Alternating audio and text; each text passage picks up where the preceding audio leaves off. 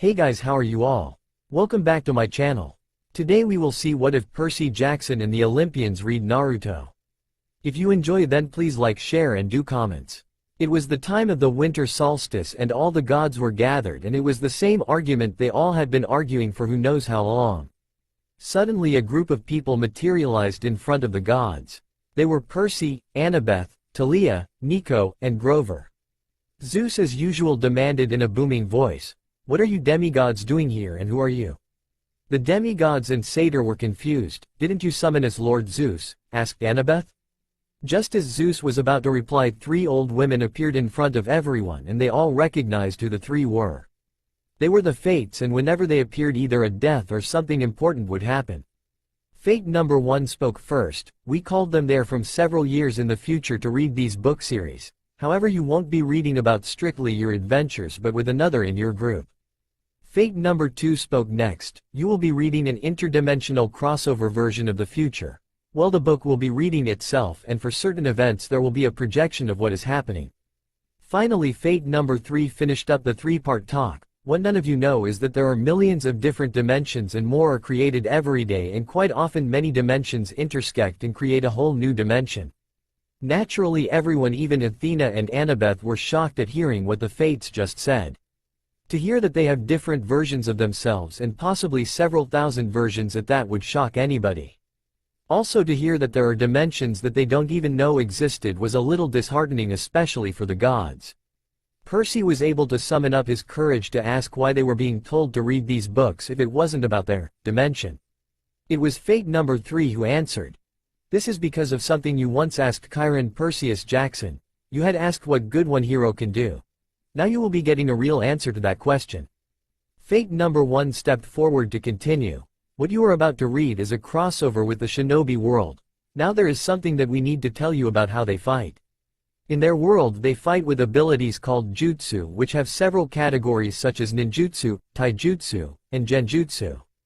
We will no be telling you what they involve, you will find out when you read, however you will be given some history knowledge." With that, as the Fates left, the basics from the bijus to ranks began to run through the minds of all those present. It took 20 minutes, but they were able to sort everything and they were astounded. Now it was time to read. "So let's do this," Percy said. So while the demigods sat down on an elongated couch that facing the gods, it was going to the right: Percy, Annabeth, Thalia, Nico, finally Grover. Now the book shimmered and stisted out loud the title Naruto, Prince of the Underworld.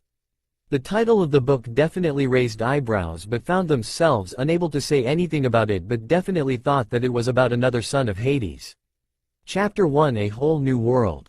Two teenage boys were facing off in a place called the Valley of the End. This place was the final battle site of the first Hokage, the founder of Konoha, and Madara Uchiha, leader of the Uchiha clan. The two boys were Naruto Uzumaki, who was in his one-tailed form, and Sasuke Uchiha, who was in his Curse Seal level 2 form. Both boys were using malevolent powers, but for a purpose. "Wait, what kind of power?" shouted everyone. Sasuke Uchiha was using his power to gain a greater power and finally avenge his family by killing his older brother, Itachi Uchiha. That one man, in one night, literally obliterated the clan. Everyone's eyes widened at the fact that this boy's older brother had murdered his clan. He was going to kill Naruto to gain the ultimate power of his clan's power, the Mangekyo Sharingan. To gain the twisted power of the Sharingan, one has to lose something very precious to them. Okay, now everyone thought that both brothers were completely sick. Naruto, however, was using the dark power sealed within him to bring back his best friend to the village, back to Sakura Haruno. She was the girl he loved, but she loved Sasuke for some reason. He would bring back the last Uchiha for her. He would even use Kyuubi, the nine-tailed fox, the bane of his existence, to bring him back. What the hell? For you see, Naruto was supposed to be seen as a hero for keeping the evil fox at bay. But he is seen as the Kyuubi itself, and so, he is hated by all but the younger generation. Naruto saw Sasuke as his brother, because while he was at the bottom of the ninja class and an orphan, Sasuke was at the top, and the Uchiha was the first person of the younger generation to accept him. So, he would bring him back no matter what. "I am not going back, Naruto. That place is only holding me back. I need to get enough power to beat him," Sasuke said as he flapped his giant hand like wings. while activating his best jutsu, the Chidori, a weaker version of the lightning blade. It was also black because of the evil chakra he was using. "He really sounds disgusting," cried Aphrodite. For once everyone agreed, two hand-like wings out of the back is disgusting. It wasn't the having wings that was disgusting, but these wings were hand-like. "I will take you back no matter what, even if I got to break every bone in your body," Naruto yelled as the tail of the fox cloak swished behind him. He brought his hand to the side and a ball of energy swirled onto it. The Rasengan, normally blue thanks to human chakra, was now purple because of the mixing of human and demonic energies. The two were at the bottom of a waterfall that had the statues of the two who once battled here. Sasuke was at Madara's feet while Naruto was the first Hokage's feet.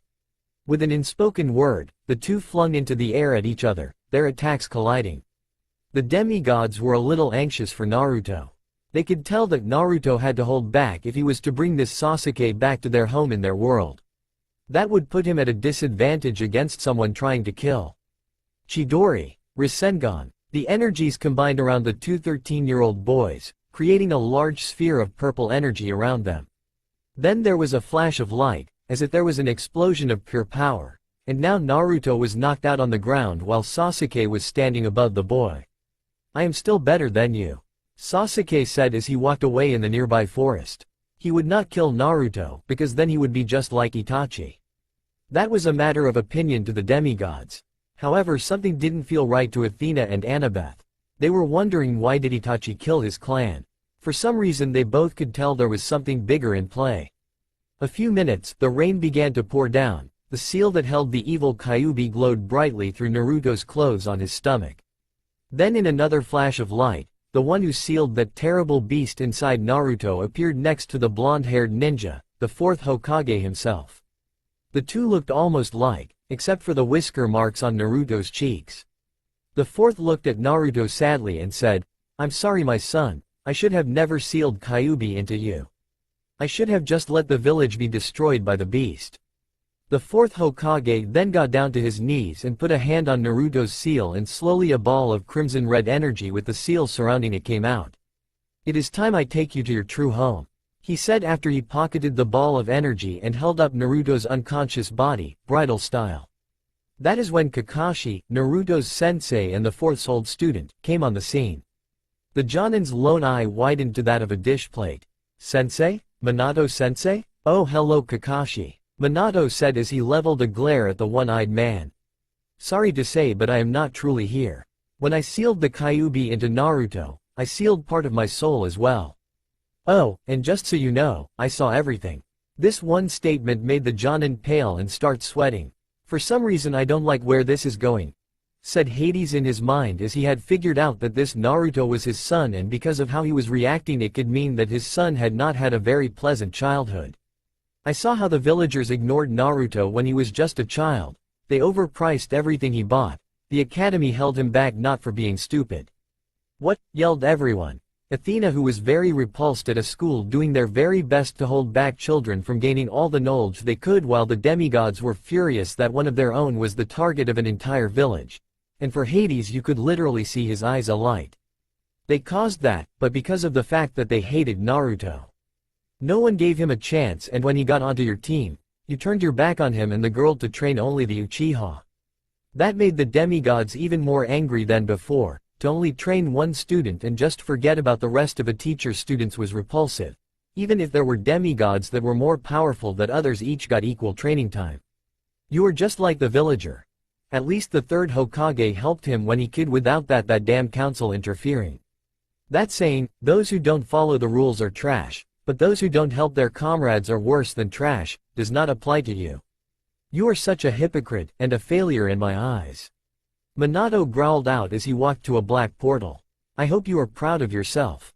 "Sensei wait," came the shaky voice of Kakashi. "Are you going to say sorry?" "Don't bother, it won't change a thing," Minato said as he adjusted his hold on Naruto and brought a hand into the air. "Come." There was a pulse in the air and 8 orbs came and spun around his hand. "This world has seen enough of the tailed beasts. It is time for the power of the Kraken to leave this world. In this way, the other demon containers would not die. Naruto would hate me if I killed that Gaara kid." With that, The blonde duo disappeared into the darkness, never to be seen again in this world. The demigods and Hades sighed because they were happy that Naruto was away from that world. Kakashi fell to his knees, so lost that he never noticed the rain stop or how long he had been there. He slowly got back up and somberly walked back to the village. Lady Tsunade is not going to be happy. Sasuke, who was almost to Orochimaru, the man who promised him power, felt a burning sensation in his eyes and quickly went to a nearby puddle. The sight before him was the Mangekyo Sharingan. And no, that means that. Sasuke said to himself, not being able to finish his sentence. He silently cried to himself as he walked to Orochimaru's hideout. Sakura, Lee, and a few others were freaking out. Gaara had just screamed out when a tan ball of energy flew out of him. But now it seemed that he was fine. Tamari was fussing over her little brother, and when he said that he no longer heard the voice, she gave him a tearful hug. Though, one could not help but wonder what the hell just happened. The demigods could sympathize that they all had had plenty of, what the hell, experiences. Then a cry from the guards caught everyone's attention because they saw a figure in the distance. Taking a closer look, Tsunade saw that it was Kakashi. When the scarecrow-haired man finally made it to the gates, he fell to his knees with a broken and defeated look on his face. This did not bode well. Kakashi-sensei, what happened? Sakura hesitantly asked. They are both gone. Sasuke left the battle site, leaving Naruto to die. Only, what I got there, Naruto was unconscious but not alone. Kakashi droned out, giving the now-present Jiraiya a sad look. My sensei was there as well. He said that he saw everything and that he should have just let the village be destroyed by the Kyuubi. Then he called out to the tailed beasts and they obviously came and he took them and Naruto, to the underworld I would guess. Kakashi said while the younger generation gasped while Tsunade and Jiraiya looked away in shame. Sakura noticed this and asked, Sensei, who was your sensei? She asked with tears forming in her eyes over her lost teammates. Jiraiya was the one to answer her question. The fourth Hokage and Naruto's father. There was absolute silence at this statement. The ninja and the villagers who had arrived at the gates to welcome back the Uchiha all stared in shock at the toad sage before everyone let out a panicked, what? That consumed the village. Zeus thought about the book and frowned a bit but quickly got over it and decided to ask the more important question is who were these demigods? Out of the whole group of demigods he only knew Thalia his daughter. He decided it would be best to ignore her presence until he got enough courage to stand up to his would-be pissed-off wife if she knew, Hera. He used his master bolt to light up Olympus and shouted out, who are you demigods? A stormy gray-eyed girl with honey blonde hair came forward that carried wisdom beyond her years. I knew she was a daughter of Athena because of her stormy gray eyes. She bowed then answered Annabeth Chase, daughter of Athena. Next up was a olive-skinned boy with black eyes and black hair but carried an aura of death. It got me into a frown because this boy was so familiar but I could not put my finger on it. He bowed then said Nico D'Angelo, son of Hades and Ghost King. I was furious was an understatement. How dare Hades break the oath we made after World War II? Hades, I roared while in my anger Olympus was lightened up momentary. But after about 7 minutes I calmed down. I gave the approval for the next demigod introducing. Then a boy with green eyes and black hair came forward a little nervous but bowed. I answered in an angry voice what his name was and who his godly parent is. He said Perseus Jackson but call me Percy, son of Poseidon. A son of Hades and Poseidon. I shouted angrily. I lifted up my master bolt but was held back by shadows and water. I looked at Poseidon which got me a glare from the said fathers. Then my daughter came to me. It filled me with dread thinking about what my dear wife's reaction will be. She bowed and said Thalia, daughter of Zeus and lieutenant of Lady Artemis. Now Hades and Poseidon was angry at me saying I was a hypocrite. They were cursing me about having sired a demigod. I slammed my master bolt onto the floor that made a shockwave and shouted silence. The room became eerily silent which was good.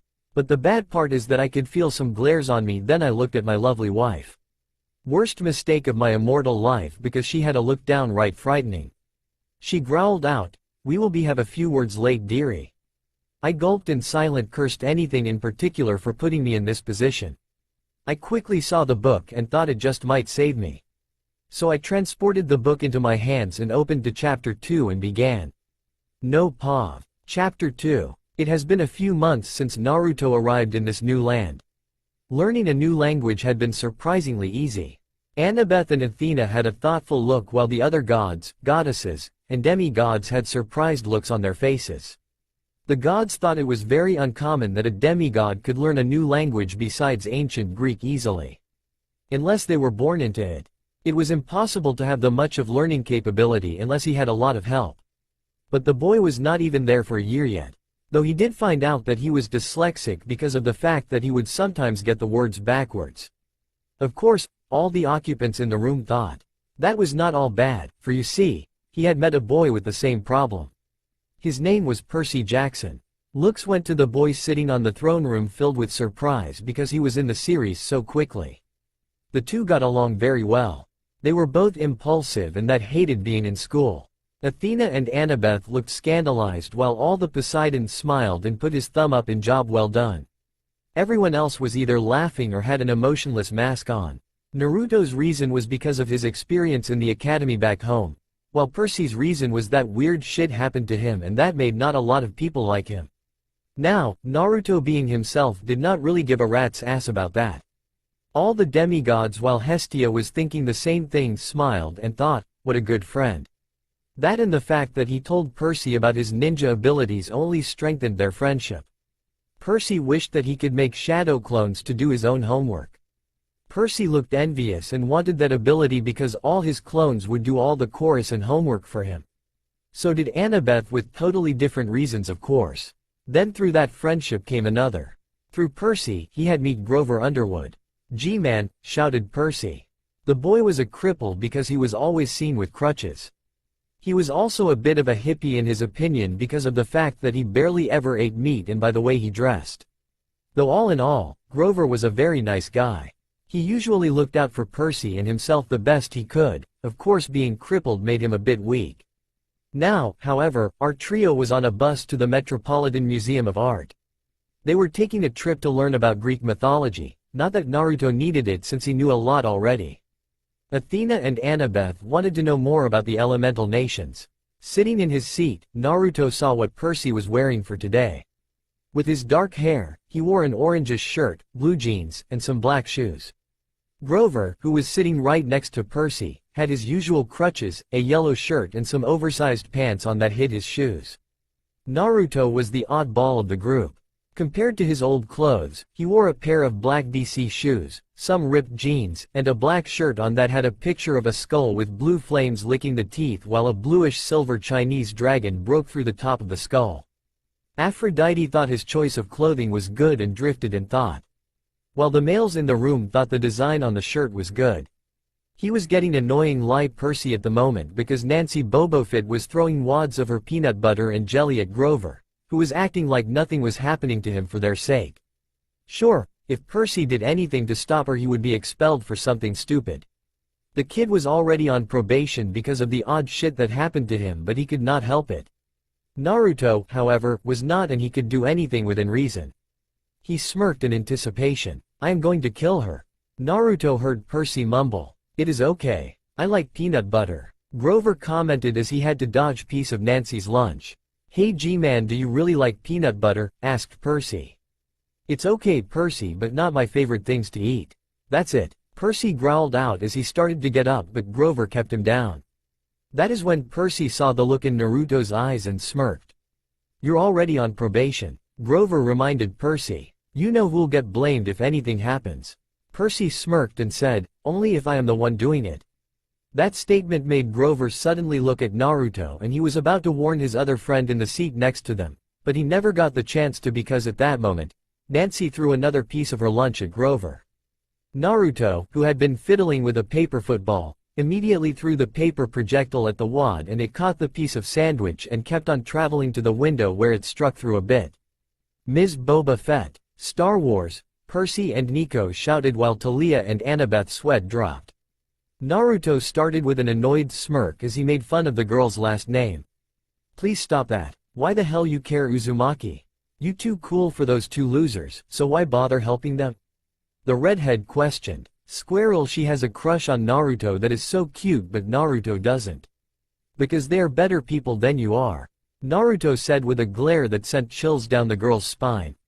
Now please stop, or next time, the paper football will be in you and not the window. Aphrodite thought, I wonder what he looks when he is older, hopeful he is handsome. Maybe this book will entertain me if it has romances.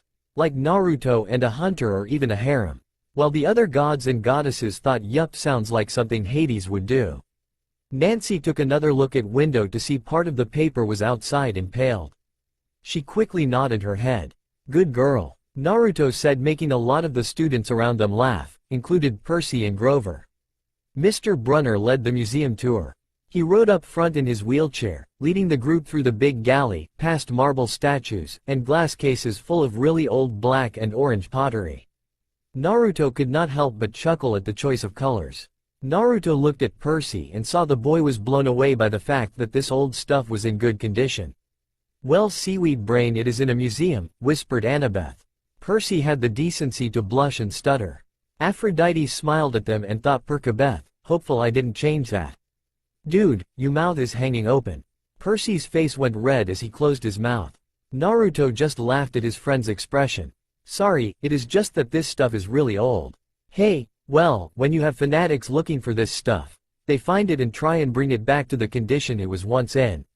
Naruto said. Annabeth and Athena thought maybe a child of Athena married to the blonde's family. Percy looked at Naruto oddly before shaking his head. I keep forgetting that you are one of those fanatics.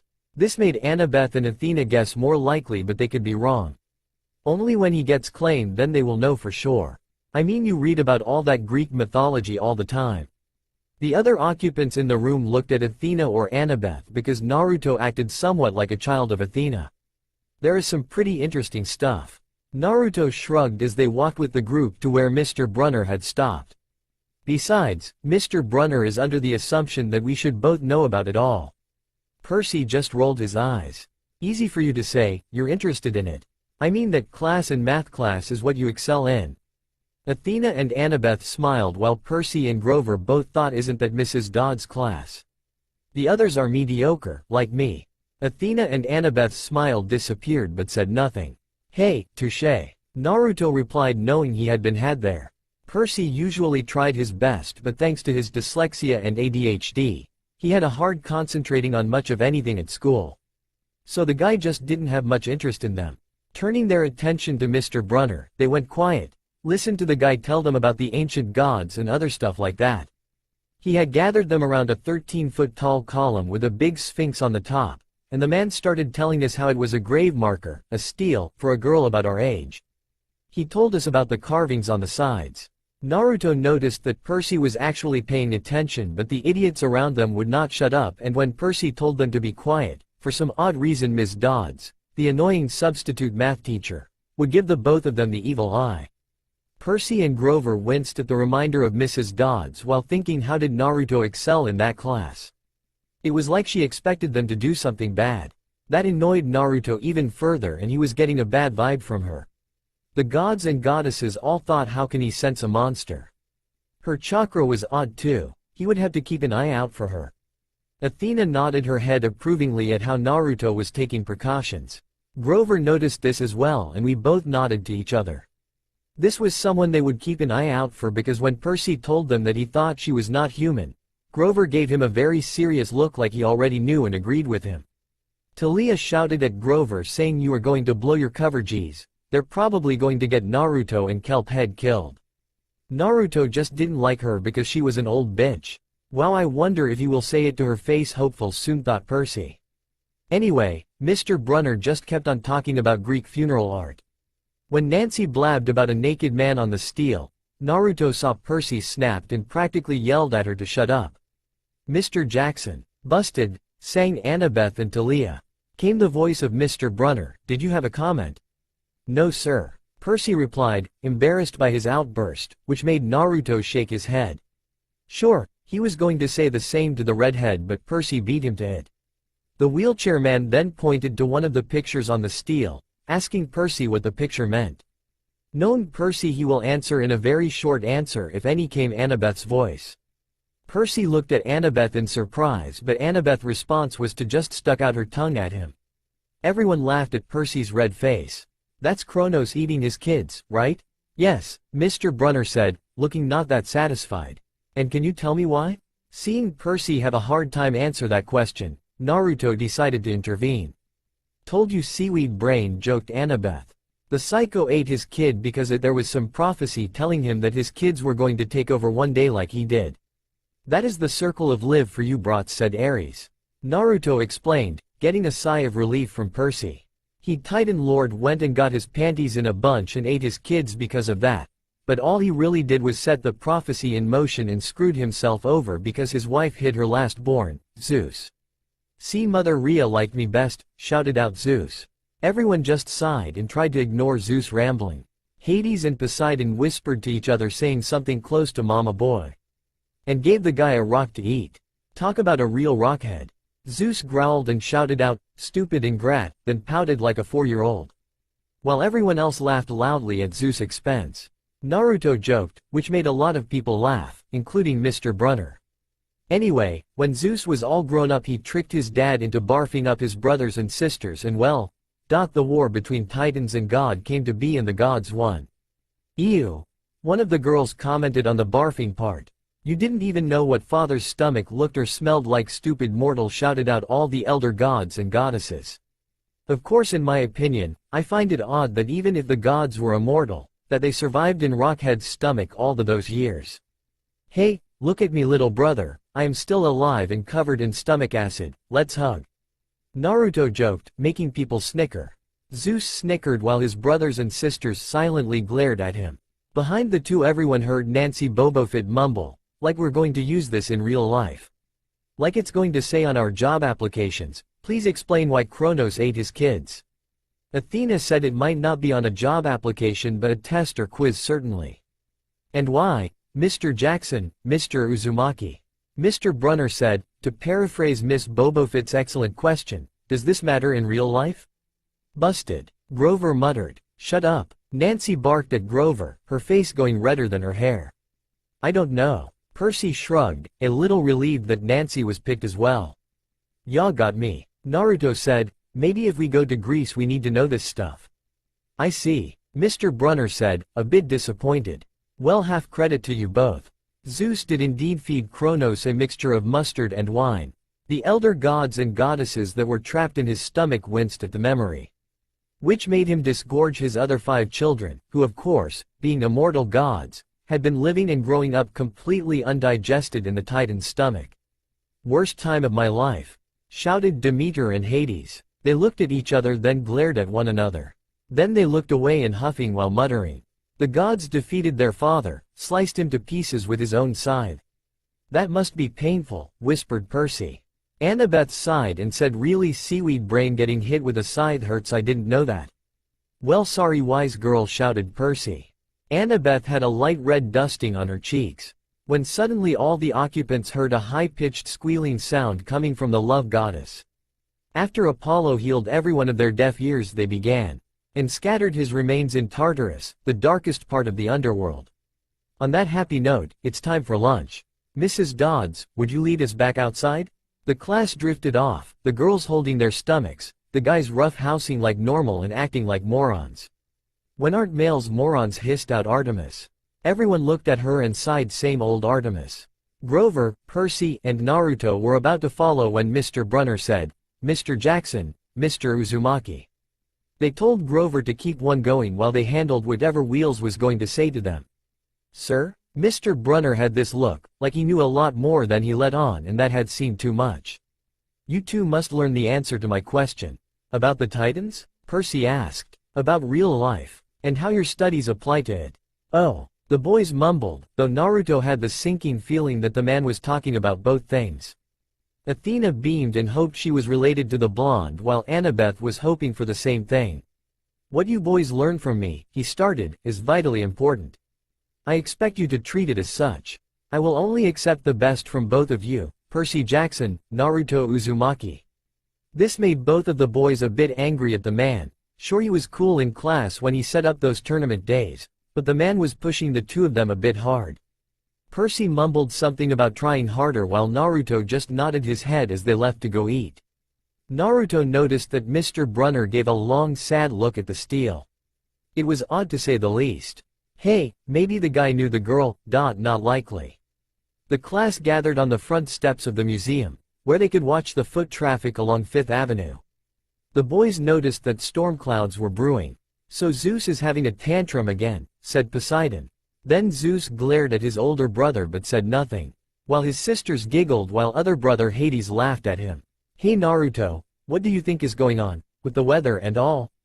Naruto gave the boy a, are you serious look. You're asking me? I am not the freaking weatherman. Burned kelp head, laughed Thalia. Percy's face was red with embarrassment and he shouted out, shut up pinecone face. Thalia looked at him then narrowed her eyes and said, do you want to go kelp head? Yeah I do pinecone face. That does it Jackson you are dead. Bring it on Grace. Fine it's your funeral then airhead. No, it's the other way around Waterboy. Enough boomed Zeus and Poseidon. We looked at one another and sighed then sat back down and began the story again. But odd crap like this has been going on for a bit.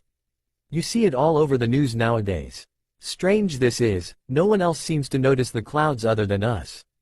With that, the two boys joined Grover as the fountain and sat down to eat.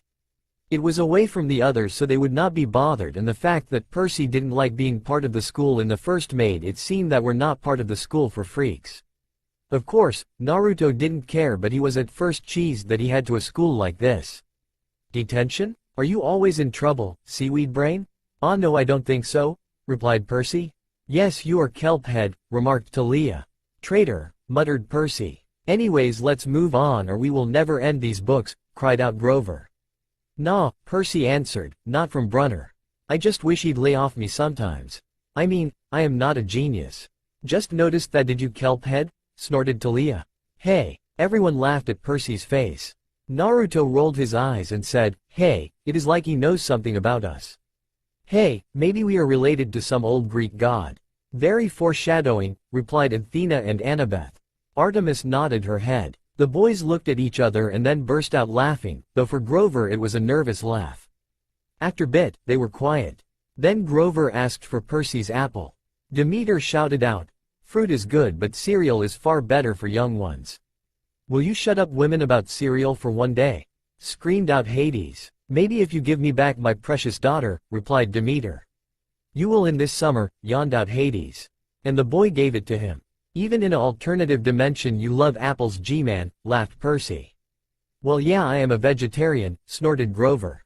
Percy seemed a little lost in thought. Thinking about your mom? Naruto asked. Yeah, we are kind of close to her place. I hope she is doing alright. I mean she has been living with Gabe after all. Percy's face darkened momentarily but smiled at his gruesome fate. But no one noticed Percy's face. Percy said, a little angry about her still with Gabe. Dude, I am sure she is alright. She put up with that slob this far, I am sure can do it a little bit more. Thanks Naruto, thought Percy. Still don't see what she sees in that guy though. It was to protect me from monsters thought Percy again. Naruto commented. Percy nodded and was about to unwrap his sandwich when Nancy Bobofit and her annoying friends came over and got brave by dumping her lunch on Grover, making Naruto and Percy glare at her. Oops, bitch, thought both Thalia and Annabeth. While the goddesses thought, what a rude mortal. She drawled out while smirking at Percy, as if daring him to do something about that and Naruto did not have a paper football help some. Naruto could tell that Percy was pissed and was trying to keep his temper down and was failing miserably. Then something weird happened. The water from the fountain rose up and pushed her onto her butt. He saw it perfectly because it had pulled his shadow up to hit her. Naruto is very powerful all the gods and goddesses thought. While Zeus thought, maybe too powerful. That is not what she saw though. Percy and Naruto pushed me. Then that old bitch, Miss Dods came right up to them with a hard glare. Around them they heard whispers of what happened. Apparently, Naruto was not the only one to see the water and the shadows move. After the old crone had made her Nancy was alright, she turned the two boys and started off with that, now honey, crap, but Percy beat her to it. I know. Percy grumbled, a month of erasing workbooks. No never say your punishment because that will just make it worst. Apollo, Hermes, Nico, and Percy shouted out. Annabeth turned to glare at Percy and put on a sweet smile and said, now how would you know that seaweed brain? Ah from the stalls, quickly spilled the beans. She nodded her head and looked back at the book again with interest. Nico and Thalia whispered, whipped. Naruto just sighed. This old hag was probably going to give him something worse. Though, it would seem that was not the right thing for Percy to say. Both of you, come with me. Hades thought, Alecto is acting strange because she should know that he is my son. Wait, Grover spoke, it was me. I pushed her. We both started at Grover for that. Percy was stunned that Grover was trying to cover for them. Naruto was put off that Grover wanted the punishment for them. Hestia smiled and then said, such a brave satyr. Grover blushed and bowed, then said, thank you milady. The old crone didn't seem to buy it and glared at him so hard that his chin trembled. He was scared of the old crone after all. I don't think so, Mr. Underwood. But, you will stay here. Miss Dodds forcefully said each word with anger, making Grover shrink a bit. It is okay man. Percy said to his friend while Naruto nodded. With that, they left with Percy giving Yancy an evil glare while Naruto slowly took out a paper football, making the girl pale. Wow, that is my new brother awesome, shouted out an excited Nico. That only made Naruto smirk. Though, when they looked back to Miss Dodds, she was already at the entrance of the museum. The boys looked at each other, thinking how the hell did she get over there so fast? Naruto got a gut feeling that this was not a good thing. No kidding boy, sighed Artemis. Hey little sis, I think he is cool, smirked Apollo. Apollo, I am not your little sis. We are twins and I am the older one anyways. Hissed out an irritated Artemis. The boys walked to the end of the entrance, thinking that the old crone was going to make them buy a shirt to replace Nancy's wet one, but that seemed to not be the case because they walked right past the gift shop. Something is not right. How far into the museum does she need to take us to bitch at us? No, to mostly likely kill you slowly and painful, boomed Zeus. Poseidon glared at him and asked if we could continue or I will have to hit Zeus soon. Naruto thought as they walked deeper into the museum. He looked to that Percy had the same thoughts as him. Great minds think alike, commented Percy. What great mind, mocked Thalia and Annabeth. Percy pouted and Nico came over and patted him on the back and muttered, girls. Percy smiled and nodded his head in agreement. The small group made it back to the Greek and Roman gallery of the museum to find the place completely empty. They heard her growl as she looked at the marble picture of the Greek gods. East mortals, muttered all the goddesses while the female demigods nodded their heads in agreement. While the gods and male demigods looked appalled. You boys have been making trouble for us, she said suddenly. This made the boys look at her oddly. Percy was thinking about the candy he was selling while Naruto was thinking about the way he has been doing his homework and selling some of it to people who did not do theirs. Awesome, thought Percy, Nico, and Thalia while Annabeth looked conflicted with a hint of disappointment. While Hermes and Apollo shouted out, we love this demigod. Meanwhile the goddesses looked disappointed and a little impressed. Well, say nothing, shouted out the male demigods, Apollo and Hermes. I am not sure what you are talking about. Naruto replied. Yes, play the stupid card and deny everything, shouted out Nico and Percy. Ma'am, I don't. Percy started but the old crone didn't let him finish. Your time is up, she hissed ominously. Well, that was fast, everyone thought. Then the weirdness came. Her eyes began to glow like barbecue coals. Her fingers stretched into talons. Her jacket melted into large, leathery wings. She was not human, that was for sure. She was pretty much an old bitch with bat wings and claws and a mouth full of yellow fangs, and it seemed that she was the boys as her next meal. Wow, never had that description of the Furies like that before, thought Hades. Please tell me you see that too. Naruto whispered to Percy to fearfully nodded. No, you guys are just imagining it, said Thalia. Good, then I am not going insane. Or are you? Asked Thalia in a serious voice. That is when things got even weirder, because Mr. Brunner, who had been reading a book at the entrance, was at the entrance of the gallery with a pen and some guitar keychains in his hands. Keychains? Questioned Percy. What ho, boys? The man yelled to them as he threw the items at them. That was when the old crone lunged at Percy. Naruto, thinking fast, made a seal appear on his pants and kunai holster appeared. He then took out two of the black knives and threw them at whatever Miss Dodds had turned into. Get away from my friend, you psycho hag. Apollo and Hermes made a sign that said, go Naruto go. While all the other occupations in the room just sighed and shook their heads. While Artemis thought Apollo must have been adopted, or while he was a baby bragged his head repeatedly on something hard. While he had dodged that, he then saw Percy catch the pen, but the odd thing was that it had turned to a goldish sword. Riptide, cheered the demigods. He then caught the guitar keychains in both hands in time to flip out of the way of Miss Dodd's claws. Percy's eyes widened when he saw his friend's new weapons. Wonder what the weapons are, questioned everyone. In Naruto's right hand was a red-hilted blade, and where the blade meets the hilt was a fierce-looking fox. The blade looked to be shooting out of the mouth of the fox, and it was orange. Badass, thought Thalia. The other blade was black-hilted, and instead of a fox design, it was black dragon with red eyes. The blade on it was black as well. Thalia was drooling a little at how badass she would look if she had those weapons. While Ares was nodding his head in approval, Naruto rolled over to where Percy was and looked at Miss Dods. She was getting up from her strike at Naruto and she looked pretty intimidating. Percy looked shaken by this, and it did not help that Naruto was a bit scared too. The first monster is always the toughest because of the shock, thought the demigods. He had never fought something like this before. The demigods were surprised that no monsters lived in the elemental nations and thought this would be a perfect place to live. Not counting the wars, ninjas, and tailed beasts. Then, she charged at the boys and they thought of were to stab her, and they did. Just as their blades met, the old crone burst in a shower of yellow powder. It was like she vaporized on the spot with nothing but the smell of sulfur and a dying screech that sent chills up their spines. There was an evil chill in the air, like those creepy eyes were watching their every move. Well, that is unpleasant, thought the gods. While the goddesses thought it was a little creepy. The boys were now alone in the gallery once more. They looked back to their weapons and were shocked to find something different in their possession. Percy had a gold ballpoint pen when Naruto had two black wristbands with the depicted animal on the guitar attachments on the wristbands. Wristbands is so much better than a pen because it is on your wrists instead in a pocket. Stupid no-pocket gym shorts, thought Percy. Okay, Naruto said out loud, I think we should get back to the others, something odd is definitely going on here. Right, Percy is being obedient, that's new, commented Annabeth. While Percy blushed, Percy agreed when he saw that Mr. Brunner was not in the room they were in.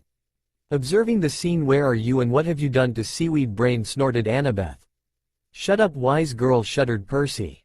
Will you guys quit with your flirting, shouted Thalia. Percy and Annabeth blushed and said you can begin now. While Aphrodite was squealing, but after 5 minutes they finally began. Back outside, it had started raining.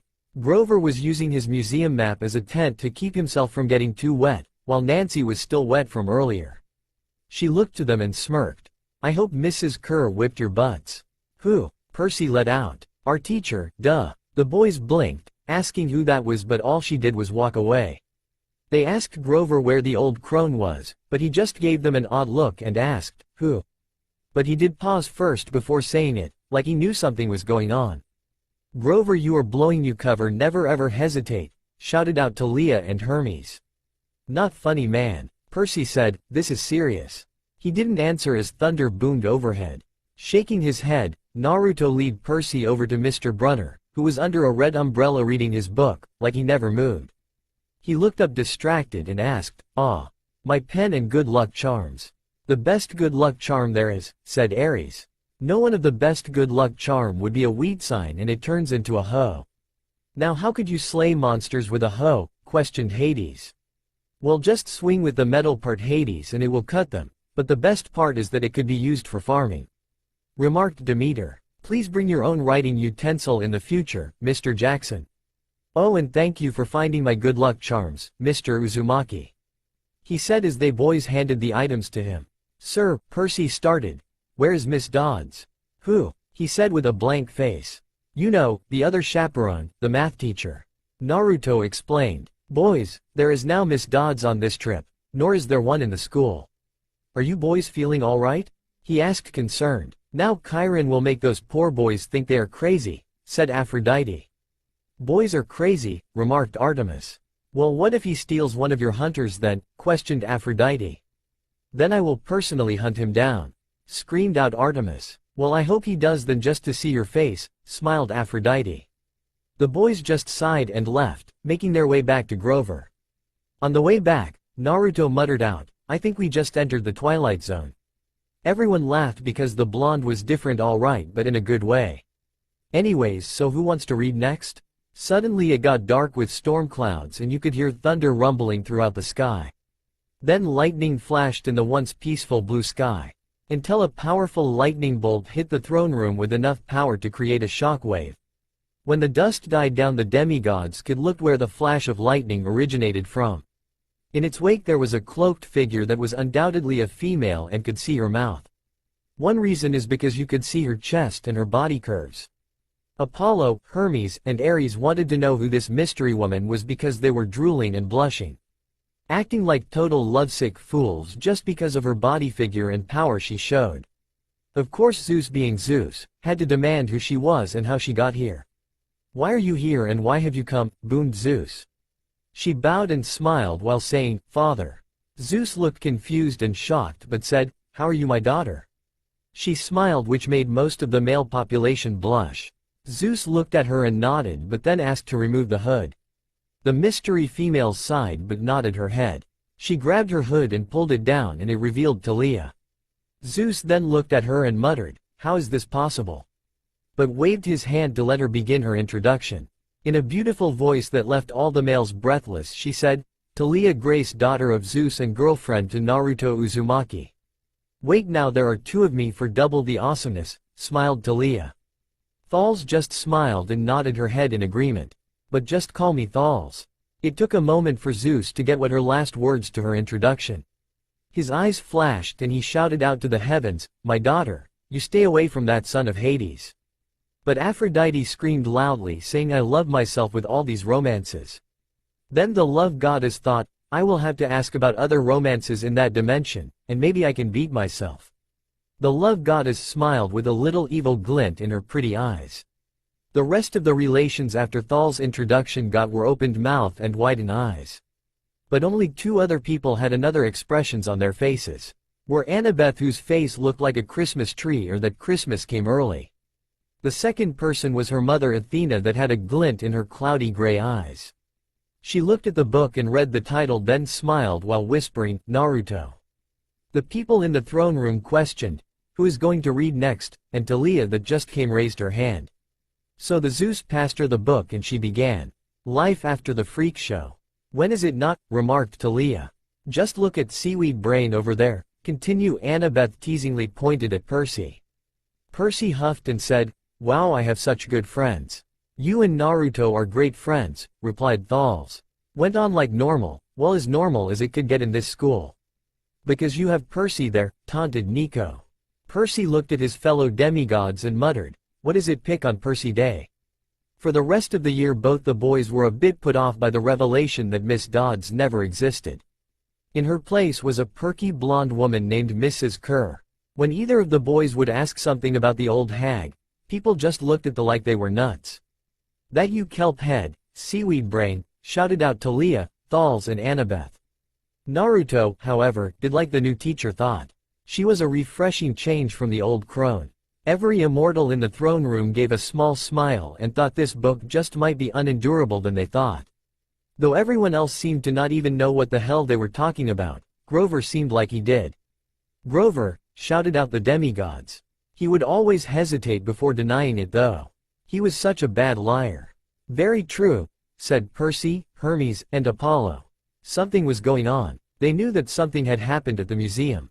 "Very observant," remarked Athena while Annabeth just nodded her head and smiling. Anyway, that freak storm continued and one time it blew out the windows in Percy's apartment. "Wow, Zeus must be mad," said Poseidon. "No, serious, I didn't know that," snorted Hades. "Enough," boomed out Zeus, who by the way was looking really irritated. Luckily, Naruto offered him a place to stay until things were fixed and ready to go at his place. "Aw, such a nice boy, I have made my decision that he will definitely have a great love life," screamed out Aphrodite. A few days later, the biggest tornado ever spotted in the Hudson Valley touched down only 50 from Yancy Academy. "Now Zeus, you know you can't endanger millions of people with your petty tantrums," spat out Hera, still a little resentful for the fact Zeus cheated on her. In at least 2 dimensions and 2 times with the same woman. "Yes, dear," Zeus said in a fearful voice. Which was scary in itself. Luckily they didn't get hurt.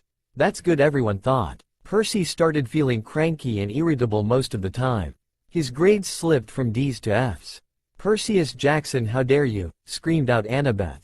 What was his reaction? Trying to find anything to hiding behind anywhere that Annabeth couldn't see him.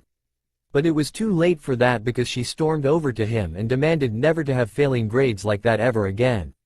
Everyone besides the two thought, poor Percy, especially Zeus because he knows what is on the receiving end of a woman's fury. He got into more fights with Nancy Bobofit and her friends. "Way to go, punk," shouted out Ares. Everyone else sighed but said nothing. He was sent out into the hallway in almost every class. Naruto was in some of his class. He was feeling the same way. He stayed under control, most of the time. I wonder what would happen if he lost complete control, thought everyone in the throne room. Something odd was going on and they were somehow affected, and it was getting really annoying. Though when Percy got in trouble for calling their English teacher an old sot, whatever that meant, the school sent a letter to his mom. Sally trailed off Poseidon, telling her that Percy would not be allowed back next year. The boy's mood lifted. "Is the punk homesick and a mama's boy? You are such a weakling," mocked Ares. Percy was biting his tongue but was going to shout at the god of war, but a voice beat him to the punch. "Ares, do not mock the boy. Unlike you, he actually cares about his mother, unlike a certain someone," howled Hera while glaring at him and to see if he would oppose her. He didn't. Percy and the other demigods stored this information not to mock the relationship of mother to child ever if Hera was in hearing distance. But just a little bit. Naruto could tell Percy missed his mom because he hated that fact that she was with Gabe of all people. Could the goddesses well expect Artemis and Athena? "He is so thoughtful to his mother," screamed out Aphrodite. "Yes, how I wish I could have a child like that," replied Hera with a hint of envy. The kid was homesick, no surprise there. Naruto sighed. He came to reality. Exam week was come up soon and he, like Percy and Grover, had to study. Like Shikamaru says, it is going to be troublesome. "Very," muttered the demigods. Expect of course Annabeth, who by the way was glaring at each one of them. The night before the exams started, Naruto and Percy decided to have a study session at Percy's dorm. "Percy having a party," shouted out Hermes, Apollo, Thalia and the male demigods. "No," shouted out the goddesses and Annabeth with equal force as the males with the treasure aka Thalia. Now Annabeth was really glaring at her fellow demigods because studying was really important to her. Throughout the night, Naruto could see that Percy was getting more and more agitated. "Well yeah, it's Percy for you," said Thalia. Percy looked in her direction and sighed while mumbling out, "Stupid annoying cousin." Finally he threw his book across the room. "Perseus Jackson, that is not how you treat a book," screamed out Annabeth. "Sorry, hopeful it wouldn't happen again, but I would not count on that," replied Percy. Temper, Naruto commented, trying liven up the atmosphere.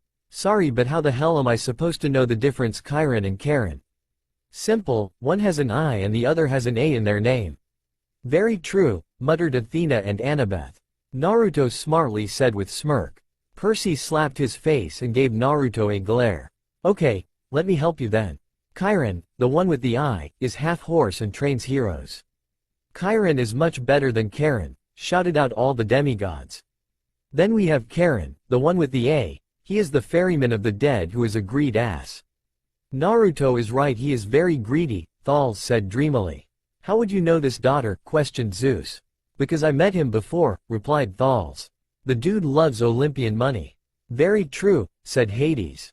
"Is that how you remember everything? Give it a short description and or insult them." "That is a good way to learn. I never thought about it like that," remarked Percy. "You would be a natural because you love to insult stuff," spoke Nico and Thalia. Percy asked while trying to hide a smirk.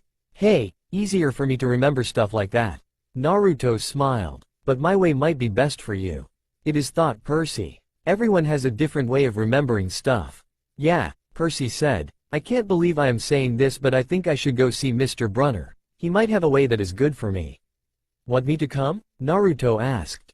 He is so thoughtful," cooed Aphrodite. "Yeah, so I don't feel like a total idiot going down there." Percy replied and got up to get his book. "That's right, respect the book," spoke Annabeth. Naruto just laughed. They walked downstairs to the faculty offices. Most of them were dark and empty, but S door was ajar, light from his window stretching across the hallway floor. They were 3 steps from the door handle when the duo heard voices inside the office. Mr. Brunner. He must be talking to Grover, said Percy. Why would you know that? Questioned Annabeth. Because that is what he was talking about when I went down there, remarked Percy. Asked a question. A voice that was definitely Grover's said, worried about Percy and Naruto, sir. Well yeah, I would too if it was my kid, thought the Olympians. The boys froze at that. They nodded and leaned in to eavesdrop. Not that they did it a lot, but when a friend is talking about you to a teacher, you'd want to know what was going on. Alone this summer. No, Percy is going with Naruto, said Aphrodite. Grover was saying, I mean, a kindly one in the school. Now that we know for sure, and they know too, we would only make matters worse by rushing them, Mr. Brunner said. We need the boys to mature more. You are going to wait for a long time for Percy, but I am not sure about Naruto, remarked Thalia. No, Naruto is very mature but can be childish at times when needed to lighten the mood, replied Thals. But he may not have time. The summer solstice deadline will have to be resolved without them, Grover. Let him enjoy his ignorance while he still can. Sir, they saw her. Quote. Their imagination, Mr. Brunner insisted. The mist over the students and staff will be enough to convince them of that. But the mist doesn't always fool demigods unless it is really powerful, said Athena. But they are figuring out who they are and very soon they will come to their destiny sooner or later, Athena continued on. Sir, I can't fail in my duties again. Quit blaming yourself over that goat boy, it was my decision anyways, shouted out Thalia. No, he is right, it is his fault that you died, daughter, angrily said Zeus. No, it is not, Dad, shouted Thals and Thalia. Grover's voice was choked with emotion. You know what that would mean. Failure like you failed my daughter, cracked Zeus. You haven't failed, Grover, Mr. Brunner said kindly. I should have seen her for what she was. Now let's just worry about keeping Percy and Naruto alive until next fall. Which is going to be difficult because of Percy's heroics, smiled Thalia. Naruto too, but luckily they have Annabeth and I, snorted Thals. The mythology book that Percy had brought with him fell to the floor. No, don't ever give away your position to the enemy, shouted out Hermes. That could be dangerous, punk, sneered Ares. And Naruto's eyes widened in panic as all went silent. As soon as Percy grabbed the book, Naruto grabbed Percy and they ran for it. Good thinking, Naruto, leave no evidence behind, muttered Hermes. Percy saw something larger than Mr. Brunner come out of the room. He steered them to a nearby room to hide for a bit. A few seconds later they heard a slow clop clop clop, like muffled wood blocks, then a sound like an animal snuffling right outside the door. A large, dark shape paused in front of the glass, and then moved on. Naruto, of course you are imagining it, joked Nico. Shut it, Nico, snapped Thals. Okay, already sorry, said Nico. Both the boys were sweating, that was too close. Naruto can't ever get caught if he really tried, laughed Thals. Somewhere in the hallway, Mr. Brunner spoke. Nothing, he murmured. My nerves haven't been right since the winter solstice. Mine neither, Grover said. But I could have sworn. Always trust your judgment, said Thals, Annabeth, and Athena. No, all you need is power, cried out Ares. No strategy outweighs power always, Ares, screamed Athena. No, it does not, screamed back Ares. Silence and continue the book, boomed Zeus. Go back to the dorm, Mr. Brunner told him. You've got a long day of exams tomorrow. I feel sorry for him for doing the exams year after year, went through the minds of all the demigods besides Annabeth. Don't remind me. They heard Grover whine. When the lights went off and Mr. Brunner's office went off, they bolted out of the room they were hiding like a bat out hell. When they made it back to Percy's dorm, he locked the door. Good thinking, brats, so now the only way a monster can get in now is a forced entry, said Ares. Thals looked at him weirdly because he never ever compliance Percy. But she quickly thought Ares has nothing against Percy right now. Okay, now we know for sure something is going on. Yeah, but what and who would want us dead? Most monsters and some immortals that you piss off, if you are unlucky, thought the demigods. Like Ares, whispered Thals. I mean, they talked as if someone was after us. There, said the demigods while the gods and goddesses nodded their heads. Naruto pondered. Hey, you can stay the night. Percy said. I mean, you're the ninja here and if anything happens we would have a better chance at surviving. Fine with me, Naruto said. He then sighed, I just hope we survive the exams. Were they hard, questioned Nico. Not really. Who are you and what have you done to my cousin? Shouted Nico, Thalia. You didn't let me finish, as I was saying if you were trying to fail. Oh, that explains it, never mind. While the rest of the occupation in the room sighed and shook their heads or laughed out loud. While Annabeth and Athena glared at Percy, making him very uncomfortable.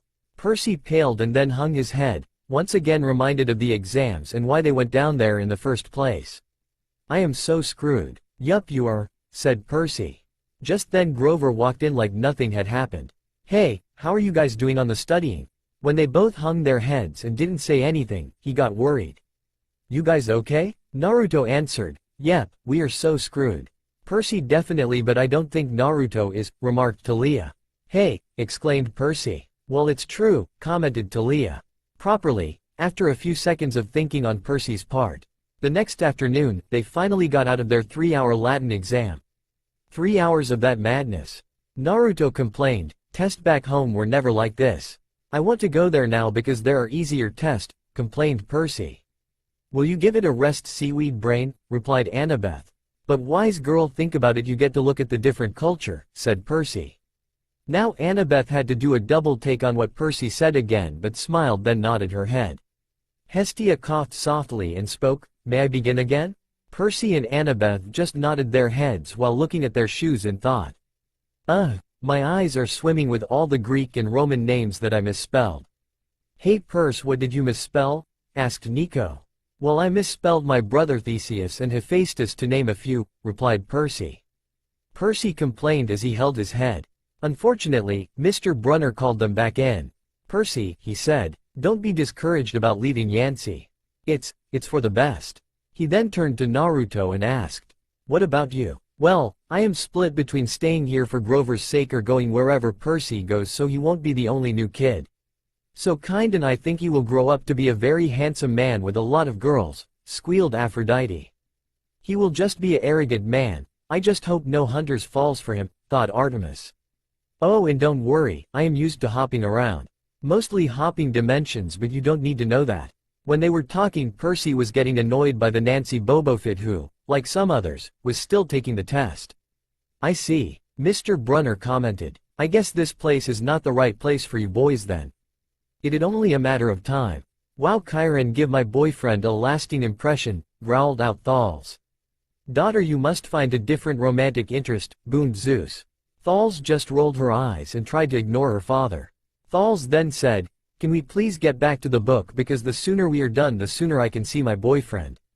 Zeus looked infuriated because he was ignored and decided to talk to his daughter later. Naruto glanced at Percy sadly to see that Percy was upset. I mean, his favorite teacher at this dump of a school and in front of a whole freaking class, was telling him that he couldn't handle it here. Chiron really needs to work on his pre-talks, muttered Percy remembering that day. Yeah, he does, said Annabeth, Thals and Thalia. This made Naruto pissed off. One thing you should know, never piss off Naruto unless you have a death wish, smiled Thals. Percy was his best friend in this land after all. No, Mr. Brunner said. Oh, confound it all. What I'm trying to say. You're not normal, Percy, and neither are you Naruto. Well, he is my boyfriend, said Thals. I will not get used to you having a boyfriend, Thals, said Annabeth. Well, you should get used to it because it is going to be mentioned a lot in those books, I think, grinned Thals.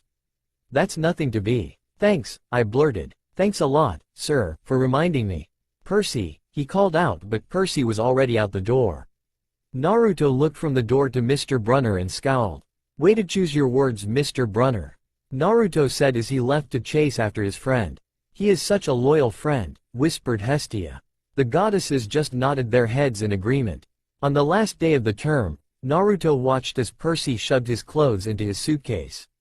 They listened to the other guys brag about where they were going this summer. Pigs just like Apollo, snarled out Artemis. Apollo put on a fake smile and shouted out, little sis. She is definitely won't like what happens to Zoe, thought Thals. Those idiots may be juvenile delinquents, but they were also rich juvenile delinquents. One of them asked Percy and Naruto where they were going. My home in the city for the summer. Percy replied, same here. Naruto said, scaring Percy since he didn't know he had arrived yet. When did you get here? Percy asked while the others went back to what they were doing, as if the two didn't exist since they were nobodies to them. Hey Percy, Naruto and I are not nobodies, that is only Annabeth, called out Thals. Annabeth blushed but then glared at Thals. Hey, a few minutes ago man. Chuckled Naruto. Oh, Percy replied, so remind me again why I am going with you to your place for the day? Naruto said, probably staying with me so he can at least control me next to Gabe, said Percy. The demigods besides Thals just looked at him with questionable looks. Well, you can tell I have been a bit peeved lately and you usually help out when I am in a bad mood. I wonder what he will do to Gabe, thought Percy. So, I guess I need you to keep me in check because Gabe is going to really piss me off. He will unfortunately, drawn out Percy. Annabeth looked at Percy with a hint of concern in her storm gray eyes. Noted, Naruto commented, and then his eyes lit up. You know, I live right in the middle. You know, from your apartment to the school. I just noticed that. Hey Thals, do I still play Mythomagic cards? Questioned Nico. Yes, Death Breath you do with your sister, said Thals.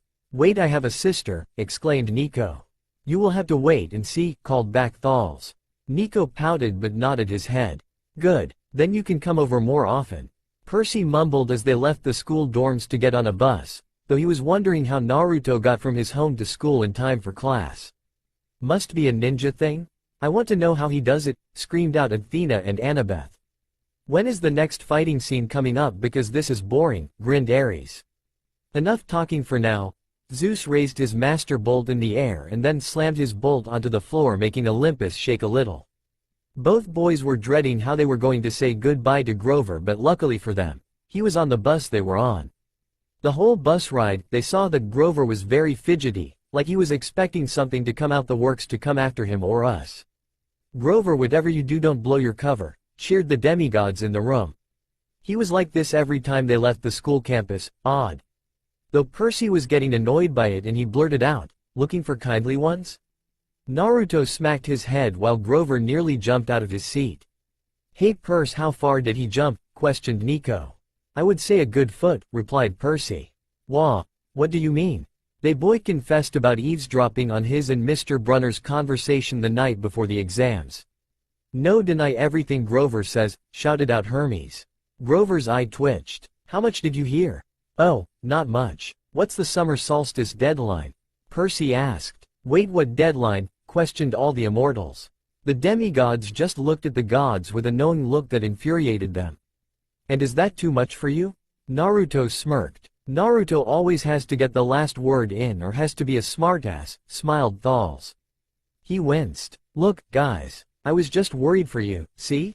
I mean, hallucinating about demon math teachers. Grover, dude, and I was telling Mr. Brunner that maybe you guys were overstressed or something, because there was no such person as Mrs. Dods, and dude, you suck at lying.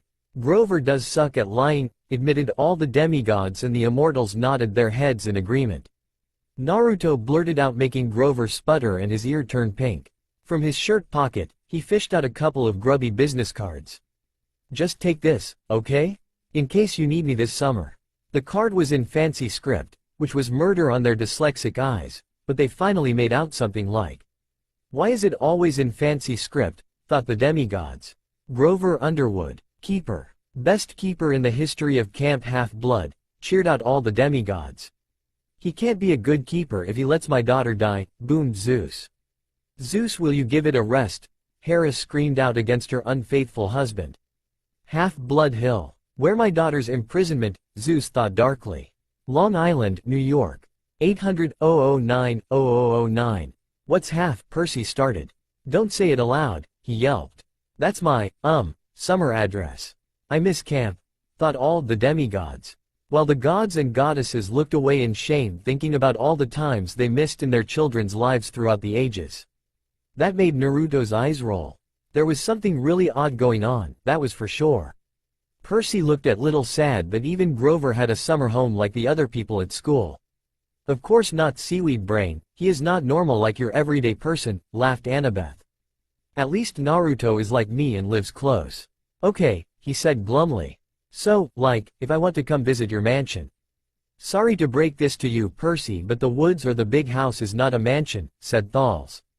I know that now, Thals, snapped Percy, while rolling his eyes and whispering about annoying cousins.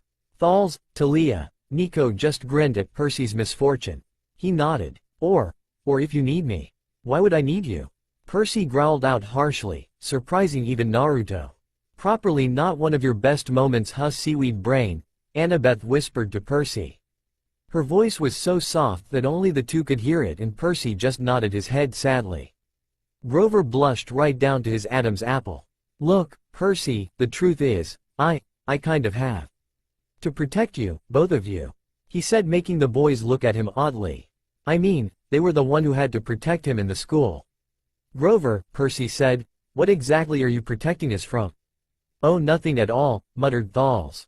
Before he could answer, there was a huge grinding noise under our feet. Black smoke poured from the dashboard and the whole bus filled with a smell like rotten eggs. That is not good, muttered Hephaestus.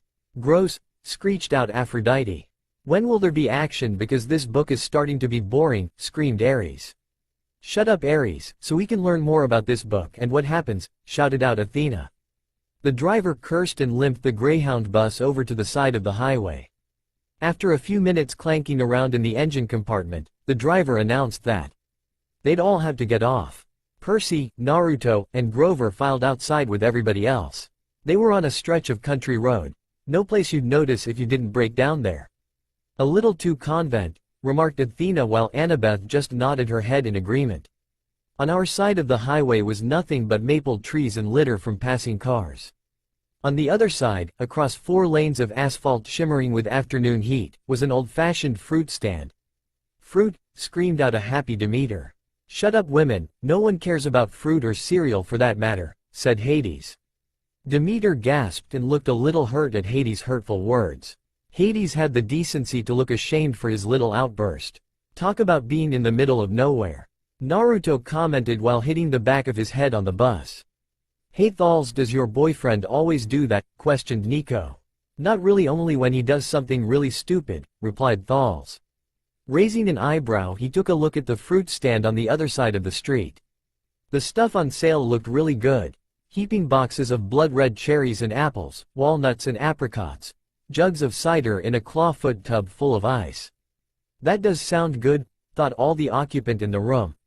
There were no customers, just 3 old ladies sitting in rocking chairs in the shade of a maple tree, knitting the biggest pair of socks they'd ever seen.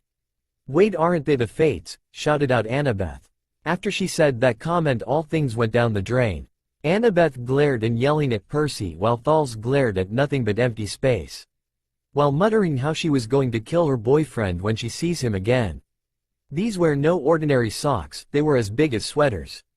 Apollo just laughed to break the tense in the silent throne room. Who wears socks that big? The lady on the right knitted one of them. The lady on the left knitted the other. The lady in the middle held an enormous basket of electric blue yarn.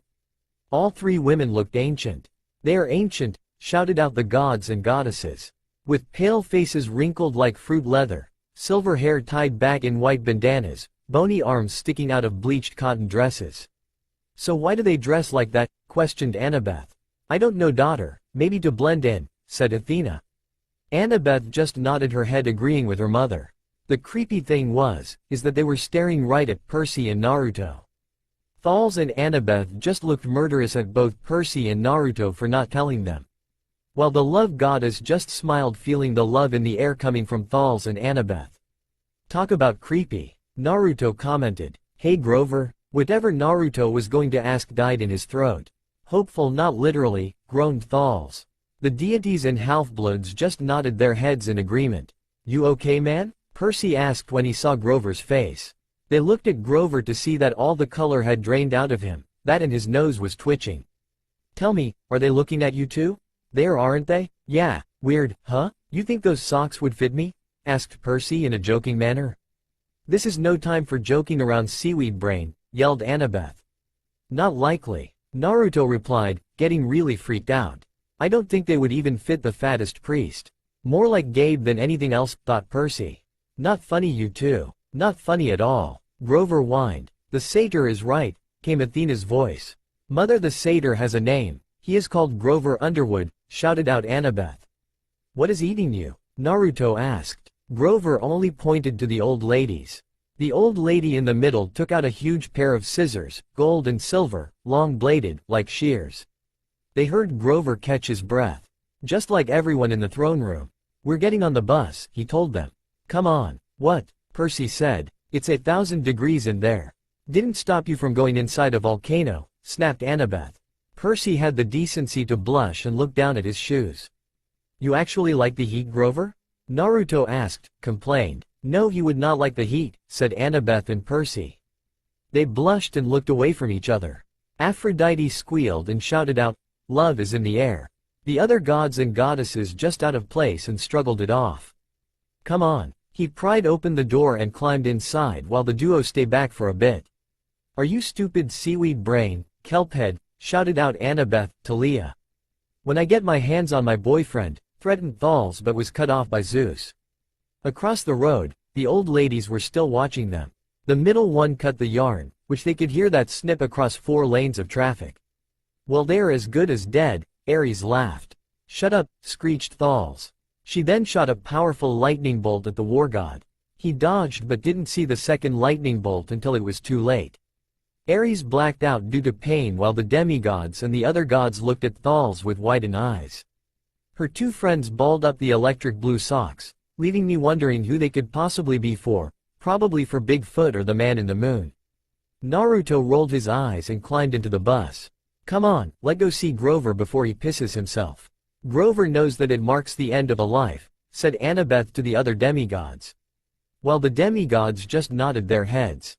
At the rear of the bus, the driver wrenched a big chunk of smoking metal out of the engine compartment, the bus shuddered, and the engine roared back to life and everyone cheered. "If they knew what they were actually cheering for, then they would be crying," said Athena. "Darn right," yelled the driver. He slapped the bus with his hat. "Everybody back on board." "Oh, just in time," Naruto drawled as he walked to the back with Percy. Once the bus got going, Percy got all feverish like he got the flu. Poseidon looked pained that his son might die in that dimension, while Thals worried about Naruto because that string that was just cut might be his. While Naruto started sweating and complaining about the heat. "Language, Naruto!" All the goddesses shouted out. Grover was not any better, but he was chattering his teeth like he was cold. "Grover?" asked Percy. "Yeah? What are you not telling us?" "A lot," muttered everyone in the throne room besides Ares because he was knocked out still. Grover dabbed his forehead with his shirt sleeve. "Percy, what did you 2 see back at the fruit stand?" "Someone dying," groaned Hades. Some of the gods looked at Hades questioningly. The Lord of the Dead sighed, then said the underworld is too crowded. "A few old ladies with way too much time on their hand." Naruto replied while putting a hand on his forehead and wiping off the sweat. "Yeah," Percy smirked but lost it at Grover's serious face. "Wait, they're not like Miss Dods, are they?" "Much worse, young one," whispered Hestia. The demigods looked kind of sad thinking about someone is going to die. But alas, that is a life of a mortal. The look he gave them made it seem worse. What could be worse? "A lot of things actually," croaked out the gods and goddesses. "Just tell me what you saw." The middle one took out her scissors, and she cut the yarn. "Someone is doomed," sadly croaked Hestia with some tears in her eyes. Ares' eyes opened and his glance made its way to Thals before glaring at her with hate-filled eyes. Percy shrugged, like it was nothing. Grover closed his eyes and made a gesture with his fingers that might have been crossing himself. But it wasn't. It was something else, something almost older. "Very observant," smiled Athena. "Now that is odd." He said, "You saw her snip the cord." "Yeah, so?" Percy replied, getting the feeling like it was something big. "It's seaweed brain," said Annabeth. "Well, sorry wise girl," smiled Percy. "Sea spawn," growled Athena. "Don't call my son that owlhead," growled Poseidon. "This is not happening," Grover mumbled. He started chewing at his thumb. "I don't want this to be like the last time." "What last time?" "My daughter got turned into a tree," snarled Zeus. "But she was never supposed to exist in the first place," Hera glared at Zeus. The boys asked, getting freaked out as much as Grover was now. "That's impossible," joked Percy. Everyone smiled at the son of Poseidon and focused back to the book. "Always 6th grade. They never get past 6th. Grover mumbled to himself again. "Grover," Percy said, because he was really starting to get scared. "What are you talking about?" "Let me walk you 2 home from the bus station." Promise me. That is kind of creepy, smiled Apollo and Hermes. Man are creepy, stupid, and weird, sneered Artemis. Now little sis, laughed Apollo. Don't call me that. How many eons do I have to remind you I was born first, snarled Artemis. Apollo looked hurt but said nothing. Now it was Artemis' turn to feel ashamed and whispered, sorry. Apollo looked happy now and shouted out, it's okay sister. This seemed like a strange request but they promised he could. Geez Percy, never know you swung that way, laughed both Apollo and Hermes. Percy glared at them while a bright blush spread on his face. The son of Poseidon said, screw you. Apollo and Hermes said, you have just proven our point now. Poseidon got off his throne and walked over to Percy. He patted his shoulder and said, Percy, it's okay to be different. Percy just blushed harder and shouted out, I am not gay. Annabeth glared at both gods and said, you idiots, stop messing around with everything. Artemis and the other goddesses just nodded in agreement. Athena and Annabeth looked as if Zeus kicked their puppy and so they began to protest. But Zeus was not finished because he thundered, silence. The throne room went into a tense silence until it was broken by Thales. So who wants to read? Questioned Thales. I will, said Annabeth. Okay Annie, smiled Thalia. Thales. Don't call me Annie, angrily shouted Annabeth. Enough, on with the story, thundered Zeus. Do you think Zeus' ego can get any bigger? Questioned Poseidon. Only time will tell, mocked Hades. You said it brother, laughed Poseidon. Chapter 4 Gabe is PWNED and Grover is a what? Said Annabeth while looking a little confused. The rest of bus ride they listened to Grover freak out to himself the whole way. That must have been annoying, grumbled Thales and Thalia. They both smiled but said nothing afterwards. So it was not a surprise that when it was over that Grover had to go to the can. You see, when Grover get upset, his bladder act up. He is properly calling Chiron on a status report, said Annabeth confidently. So when Grover went to the bathroom at the bus station, the boys quickly got away. Genius, remarked Hermes. No, it is not, you dimwit, screamed out the goddesses in the throne room. While Annabeth was glaring at Percy for leaving Grover behind. Percy hailed a cab and they jumped in. East 104th and 1st, Percy told the driver. While Naruto made the shadow clone hand sign. Such a nice boy, I wonder if he likes farming and cereal. Or, he can't have been Hades' son because he is so good, muttered Demeter. While Hades thought, dear gods, help my son against my sister, mother-in-law. Percy looked at him oddly when nothing happened. What was that about? As the yellow cab drove them away from the bus station, Naruto replied, I made one outside. You know Grover will freak out as he had been about not being able to protect you. You got that right, seaweed brain, frowned Annabeth but after a while smiled at Percy. Besides, I think it is time he knows what I can do. He properly does, everyone in the room said. Percy gave Naruto a small smile and said, you know you are going to give him a heart attack. Just one, not too big, smiled Percy. Seaweed brain, that was uncalled for, screamed out Annabeth. I was just kidding, wise girl, smiled Percy. Annabeth blushed while Athena glared daggers at the sea spawn as she called it. Naruto gave Percy a smirk as they traveled to his mom's apartment. Along the way, Percy told Naruto all about his mom. She is the best mom in the world, screamed Percy at the top of his lungs. Poseidon smiled dreamily thinking about Sally Jackson. Truly a queen among women, thought the sea god. While Thales, Thalia, Nico, and Annabeth nodded their heads happily. Athena just smiled thinking her favorite daughter has a great mother figure. My mom's name is Sally Jackson and she is the best person in the world. You got that right, said Thales. Thalia. That also proves my theory that the best people have the rottenest luck. Percy said as Naruto nodded, having heard that from him a few weeks ago. It true, said everyone in the throne room. Grover got out of the bathroom and looked around for Percy and Naruto. He only saw Naruto with his arms crossed. Hey Naruto, where is Percy? He is going to freak out when he hears this, thought Annabeth. Everyone else just waited impatiently for the upcoming reaction of the satyr. He went home, Naruto replied, making Grover's eyes widen. Don't worry though, I am with him. That is going to confuse the poor dear, muttered Demeter. He deserves it, that disgrace of a satyr, grumbled Zeus. Father, will you quit blaming Grover about the decision I made?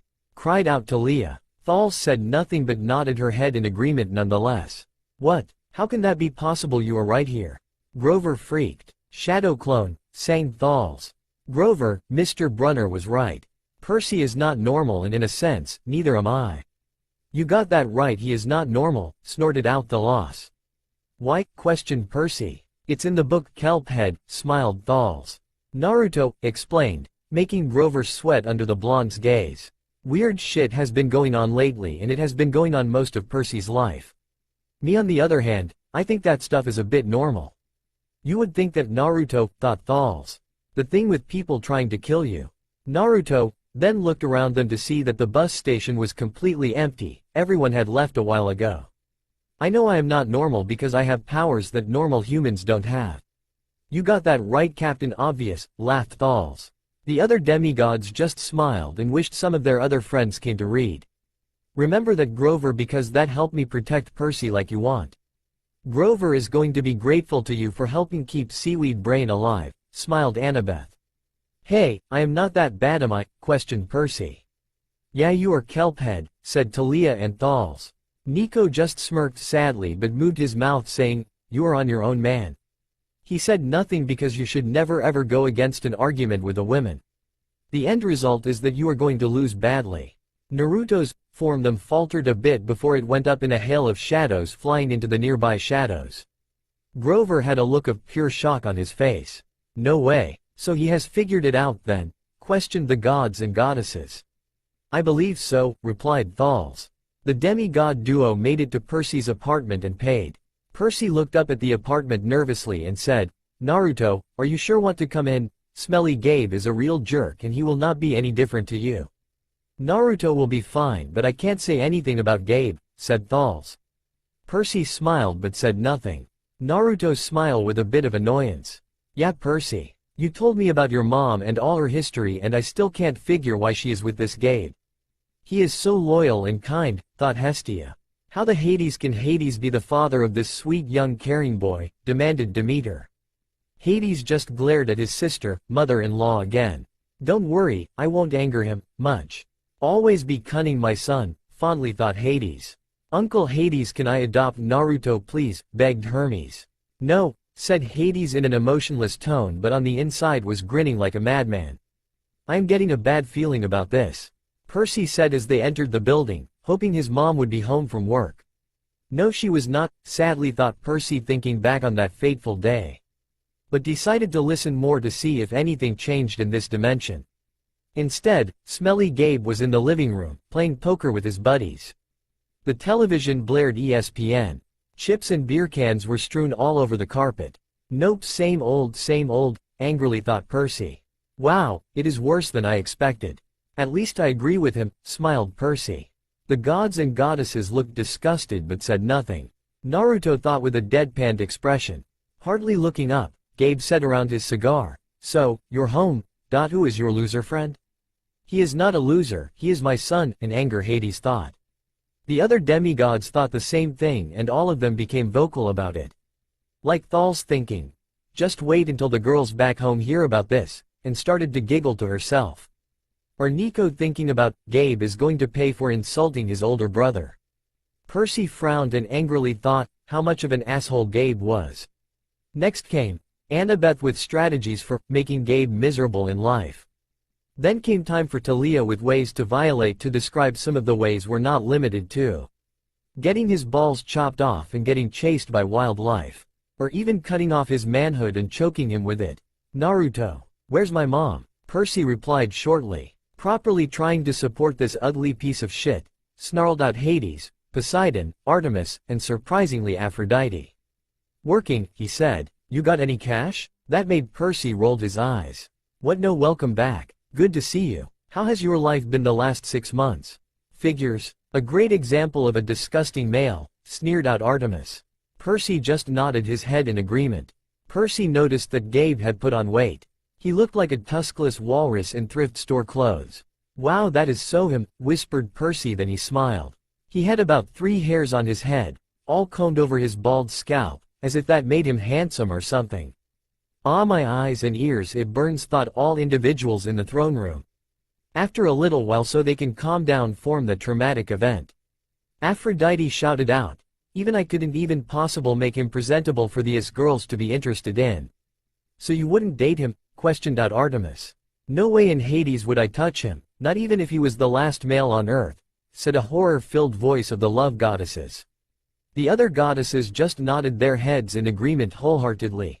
But Artemis continued on asking, and why is that? Because I have at least some dignity and self-control, shuddered Aphrodite just thinking about it. Artemis just snorted, but in the back of her mind the respect for Aphrodite went up a notch or two. But would never admit it to her face or other relatives ever. This guy managed the electronics megamart in Queens, but he stayed home most of the time. Of course can't do anything can he, thought everyone in the throne room and then sighed. It was a wonder why he hadn't been fired long before. He just kept on collecting paychecks, spending the money on cigars that made Percy nauseous, and on beer, of course. Do you think Perseus was hit? Questioned Hestia. If my son was hit, then that mortal will face my wrath, an infuriated Poseidon shouted out. Everyone just held their breath waiting for the book to explain. Always beer. A growl escaped the sea god with worry for his son and past lover. Whenever Percy was home, he expected him to provide his gambling funds. That's outrageous, disgusting, snarled out all the goddesses. The female demigods just nodded their heads in agreement, while the gods and rest of the demigods just stood quietly but had a look of anger in their eyes. He called that their guy's secret, meaning, if he told his mom, he would punch his lights out. The throne room shook violently and the earth was suffering the worst natural disasters the world has experienced before. Like hurricanes, flash floods, earthquakes and tsunamis to name a few, until a large enraged voice came. That disgusting mortal, how dare he touch my son, screamed out Poseidon. Zeus' voice came through the sound of his brother enragement. He gave commands to stop Poseidon's wrath and calm him down quickly before the world is a huge disaster zone before the entire human population died. Hestia helped try and calm down Poseidon, boomed Zeus. Hestia disappeared in a flash of flames and tried to soothe her brother with a lullaby when they were in their father's stomach. The sea god faltered a bit but kept up his destructive rampage. Annabeth called out to Percy to try and help calm his dad or use his powers to negate some of his father's damages done to the earth. Due to his unbridled rage against Gabe and sadness for his son and his lover Sally. Hestia was working her magic on calming down one of her brothers. While Percy was trying his best to control the storms and disasters from reaching land. He was also trying to keep it in the oceans while the earthquakes happened, of course, but not as powerful as it could have been. After 20 minutes they finally had an exhausted Percy on the floor panting and a slightly calmed down sea god. Of course Naruto knew, as he had told him along the way. Naruto was not happy about that. Of course he wouldn't be, sighed Thals. She was thinking about how lonely she was because she was the only person from the books so far. I don't have any cash, Naruto heard Percy tell him, which made the man raise a greasy eyebrow. Ew, squealed Aphrodite. Shivers went through all the goddesses thinking how horrible he must look and smell. Then some of them looked sick with slight green faces that looked like they were going to throw up. Percy had told Naruto that the man could smell money but not much else, which was very odd. Hey, do you think he is a human, hellhound hybrid, joked Thalia. Thals just smiled while Percy laughed and Annabeth just shook her head with a smile on her face. You took a taxi from the bus station, he said. Probably paid with a 20. Got $6-7 and change. That must be the only logical thing this Gabe said so far, snorted Athena. Somebody expects to live under this roof, he ought to carry his own weight. He is only a child, scolded Hestia. The occupants in the room just nodded their heads in agreement. Am I right, Eddie? This is repulsive, whispered out Annabeth with tears in her eyes for her best friend Percy. The other demigods just frowned but wholeheartedly agreed. Eddie, the super of the apartment building, looked at Percy with a twinge of sympathy. Come on, Gabe, he said. The kid just got here. At least he is slightly better than that pig of a man, Gabe, commented Demeter. No, he said he just got here, so that means he will pay money sooner or later, said Athena. Well, anything is better than that pig of a mortal, sneered Artemis. I wholeheartedly agree, little sis, smiled Apollo. Artemis gave a small smile but covered it up by a scowl and screamed out, I am not your little sister, I helped deliver you into this world. Am I right? Gabe repeated. No, you are wrong, mortal. thought all the immortals in the room. While the half-bloods just thought the same as their parents. Eddie scowled into his bowl of pretzels. The other two guys, Naruto noticed, passed gas in harmony. I think I am going to hurl, said all the goddesses. Except Artemis, because she had spent time with pigs, assholes, boy, or even bastards at some point. Or as she called them for better purpose, a fine example of a disgusting males. But the moon goddess looked a little green. Fine, Percy said. He dug a wad of dollars out of his pocket and threw the money on the table. I hope you lose. So do we? Thought gods and demigods alike. Before anything could be said or done, Naruto put a hand on Percy's shoulder and the money. What are you going to do? Questioned everyone in the throne room. Percy looked at Naruto oddly before he noticed the gleam in Naruto's eye. Oh, Gabe was so screwed. How? Ran through all the minds in the throne room. How about I play? You can take my money if I lose. Naruto said. Percy smirked, he knew from experience. I wonder how badly he beat you. Hopeful not too bad, mocked Annabeth. Percy just blushed and thought, he properly kicked my butt 6 ways to Sunday. And a lot of others at school too. That Naruto never lost at card games, and he didn't even know how to play some of them. That is talent, smiled Hermes. Everyone thinking how good their lives would be if they had that luck. I wonder if he would beat Chiron at Pinnacle. If he does, then Taish herself must favor him. Muttered Dionysus. What, a brat like you? Gabe said, eyeing Naruto. He is not a brat, you tuskless walrus, snarled out Thals. Afraid of being beat by a kid? Naruto smirked. Besides, I got $100, are you going to pass up on that? I wonder where he got all that much he could get, said Apollo. Well, his father is the god of wealth, smirked Hades. Demeter just rolled her eyes at her brother, son-in-law. Poseidon just sighed and said, can we please get back to the story so I can find out what happens to my son and Gabe's fate? That got Gabe's attention. Of course it did, thought everyone in the throne room. Even though he was mad, Naruto did have money. He would win it from this brat and rub it in his face. I don't think it is going to turn out that way, mortal, sneered out Hera. While Hestia just nodded her head agreeing with her sister. Fine, sit down and play. He is so going to regret that, smiled Thals. Good. Naruto sat down and leaned over to Percy. This will be over soon. Very soon, smirked Thals. Zeus looked at his daughter and frowned at her relationship with this son of Hades.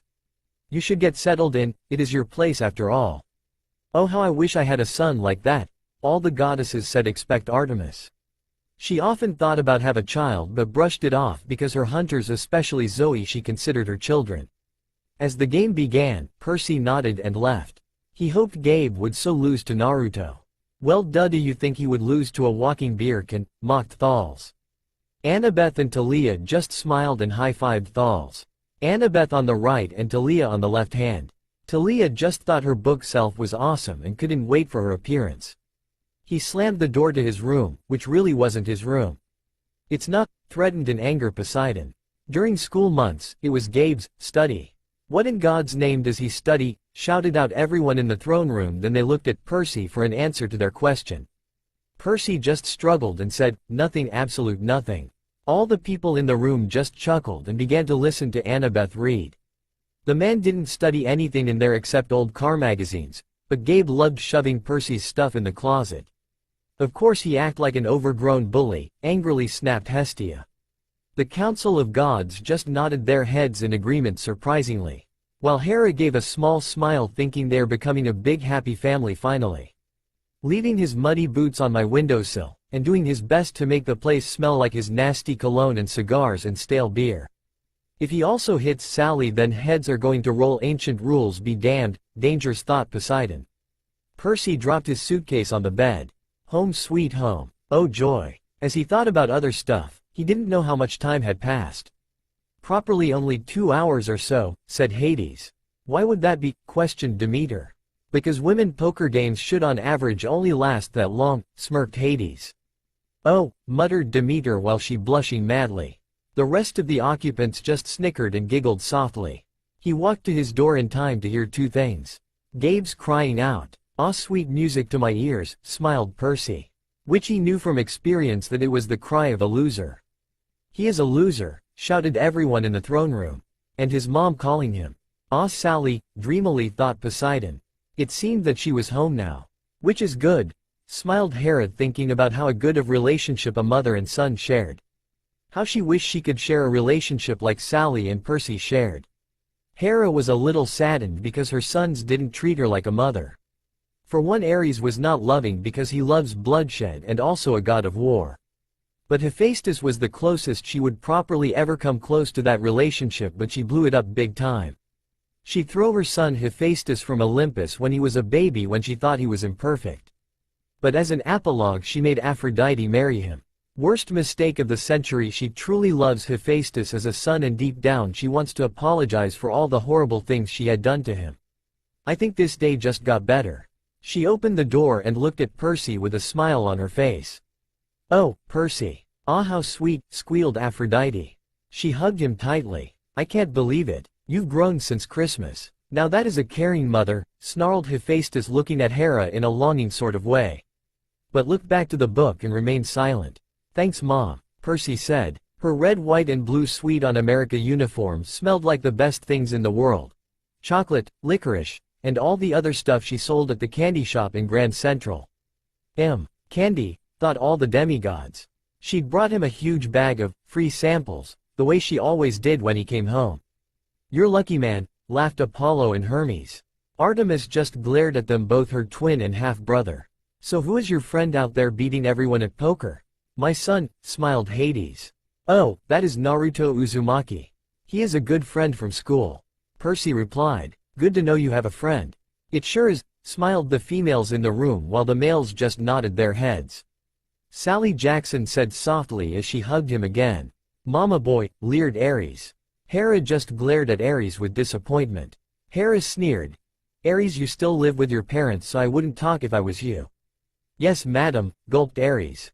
"Now on with the story," smiled Hera. Percy then began to tell her all about his school year at Yancy Academy. It seriously was not as bad as the headmaster said it was. "It wasn't," joked Annabeth. "Oh, shut it, wise girl," joked back Percy. He didn't really tell her much about the museum because it still freaked him out.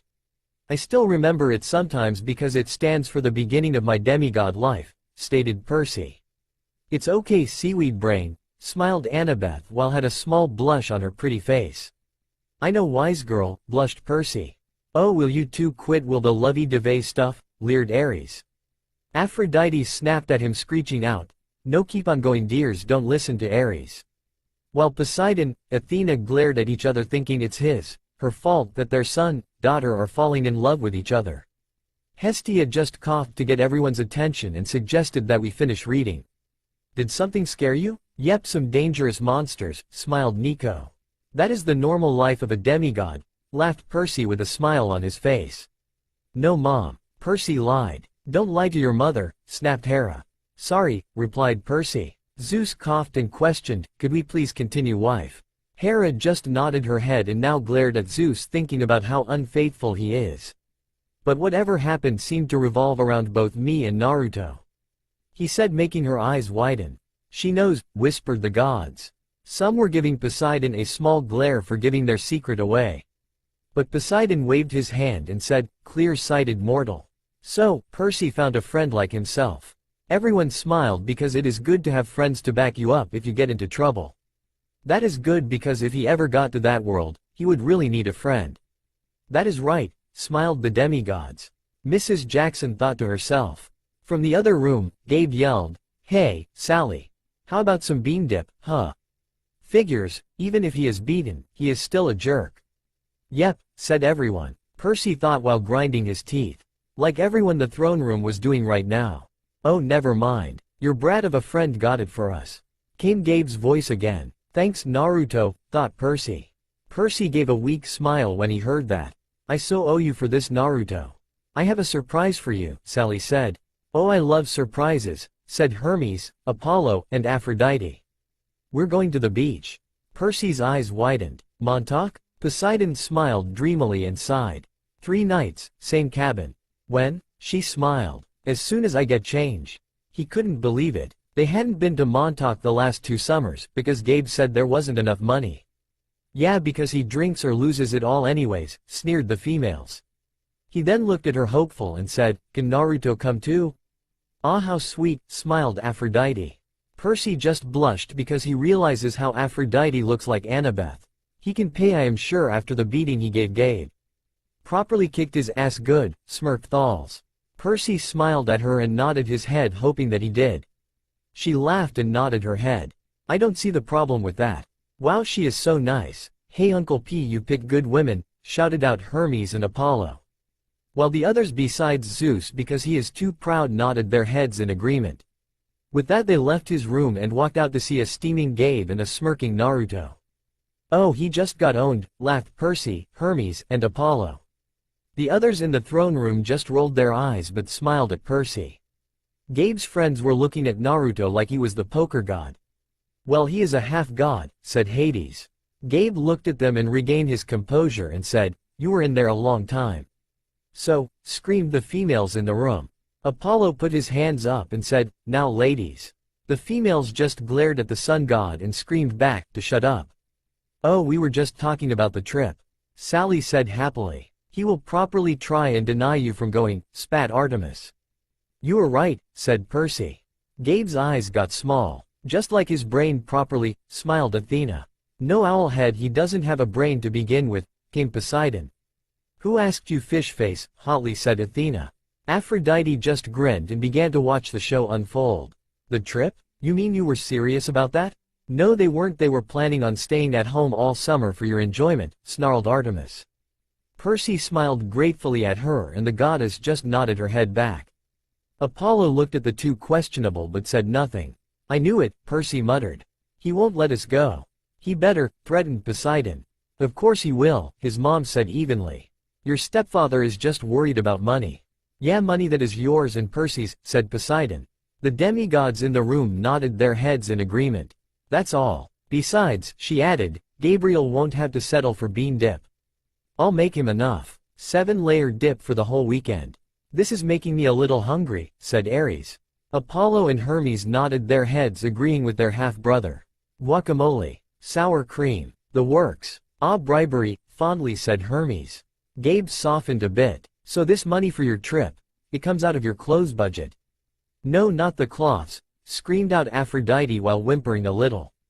Right, because I lost most of mine to this brat. Like you would pay even if you won, snapped Percy. The females nodded their heads. While the men were thinking what a disgusting mortal, maybe it is a monster.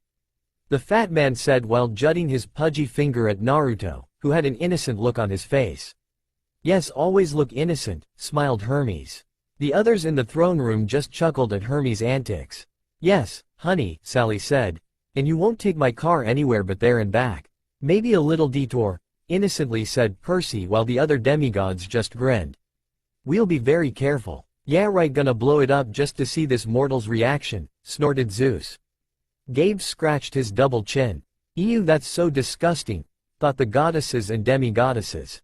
Maybe if you hurry with that 7-layer dip. And maybe if the kid apologizes for interrupting my poker game. What, he just asked you a simple question and you also forced him to fund your poker addiction, shouted out everyone in the throne room. Maybe if I kick you in your soft spot, Percy thought. Do it, seaweed brain, whispered Annabeth. Come on, kelp head, what are you waiting for, smiled Thalia. And make you sing soprano for a week. The guys in the room covered up their manhoods and shivered just thinking about it. While the Hera looked thoughtful at her unfaithful husband. Zeus paled instantly when he caught sight of Hera's thoughtful look. He looked to his mom and it was a silent agreement that he had to be nice to Gabe if this was going to work. Must have been hard for you, Percy, said Nico. Percy smiled and said, it was my little cousin. Nico screamed out, I am not little. I'm sorry, Percy muttered. I'm really sorry I interrupted your incredibly important poker game. Please go back to it right now. You can detect sarcasm throughout this whole sentence, sang Thals. All the other individuals in the room just thought for a moment and nodded their heads agreeing with Thals. Gabe narrowed his eyes, trying to detect sarcasm in what Percy said. If he can't detect that sarcasm, then he is a bigger idiot than I thought everyone expect Percy himself. The reason is that he knew what would happen because it already did. Yeah, whatever. Wow, went through everyone's head. He then turned to Naruto. No more for you. Go away. He just got owned by a 12-year-old boy, laughed Percy and the rest of the demigods. The gods just shook their heads and thought, are we that childish? Naruto just shrugged and walked over to Percy and his mom. Oh, Naruto, would you like to come with us? She asked. Ah, how sweet, commented the goddesses. The males just struggled their shoulders and thought, I will never understand girls. Sure. Are you sure you want someone like me on board? Yes, you are Percy's friend after all, so you must be a good kid. Yeah right, giggled Thals. While gods and demigods alike just looked at her confused. Thals then said, Naruto is more powerful than Percy and attracts more monsters. The gods, goddesses and demigoddess nodded their heads in understanding. They began to listen to the book again with newfound interest. Sally replied, making Gabe roll his eyes. Okay then, I hope you don't mind me paying for my stuff since I now have quite a bit of money. I wonder how much, thought everyone in the throne room. Naruto said, pocketing his money, which was about $500. Wow, exclaimed the demigods, and the immortals just looked impressed. I wonder if he could clean out all the money in a casino, thought Hermes and Apollo. He smirked when he heard Gabe complain about having to pay for Naruto's trip. Well, technically your friend's money could pay for their trip and he could spend your money elsewhere, said Annabeth. Thank you, Sally said with a smile because she heard it too. She's so sweet, squealed Aphrodite. Poseidon grinned fondly and whispered, that is the reason why I was drawn to her. Once we get to Montauk, we'll talk more about whatever you've forgotten to tell me, okay? Well, she is smart. I wonder how Fishbrain here got Sally, muttered Athena. Poseidon glared at her and said, it was Love Bird Brain. Ah, that is sweet, squealed out Aphrodite again, making the people in the room cover their ears. She said to Percy, Naruto just knew that he told his mom about a little of what happened. Not the whole truth but also not a lie. I like it, smiled Hermes and Apollo. Oh Naruto, do we need to go to your place for you to pack? Shadow travel is the best powers to have ever, shouted out Nico while Hades smiled at his son. Before Gabe could complain, Naruto replied, nah, I got my stuff with me. Since I hung out at Percy's dorm at Lot, I hardly ever went home to my apartment, which is the halfway point from here to school. Well, that is convent, said Percy. Percy also wondered if Naruto ever watched over him when we were separate. Oh, okay then, Mrs. Jackson said, thinking that Naruto probably left his stuff somewhere near here. If he is a ninja, then doesn't he have it on him? Questioned Apollo. The room became silent, not even a cricket chirp. Apollo looked around but his eyes landed on Artemis, his twin. She had a shocked look on her face. Finally, after a couple seconds, she shouted out, who are you and where have you done with my brother?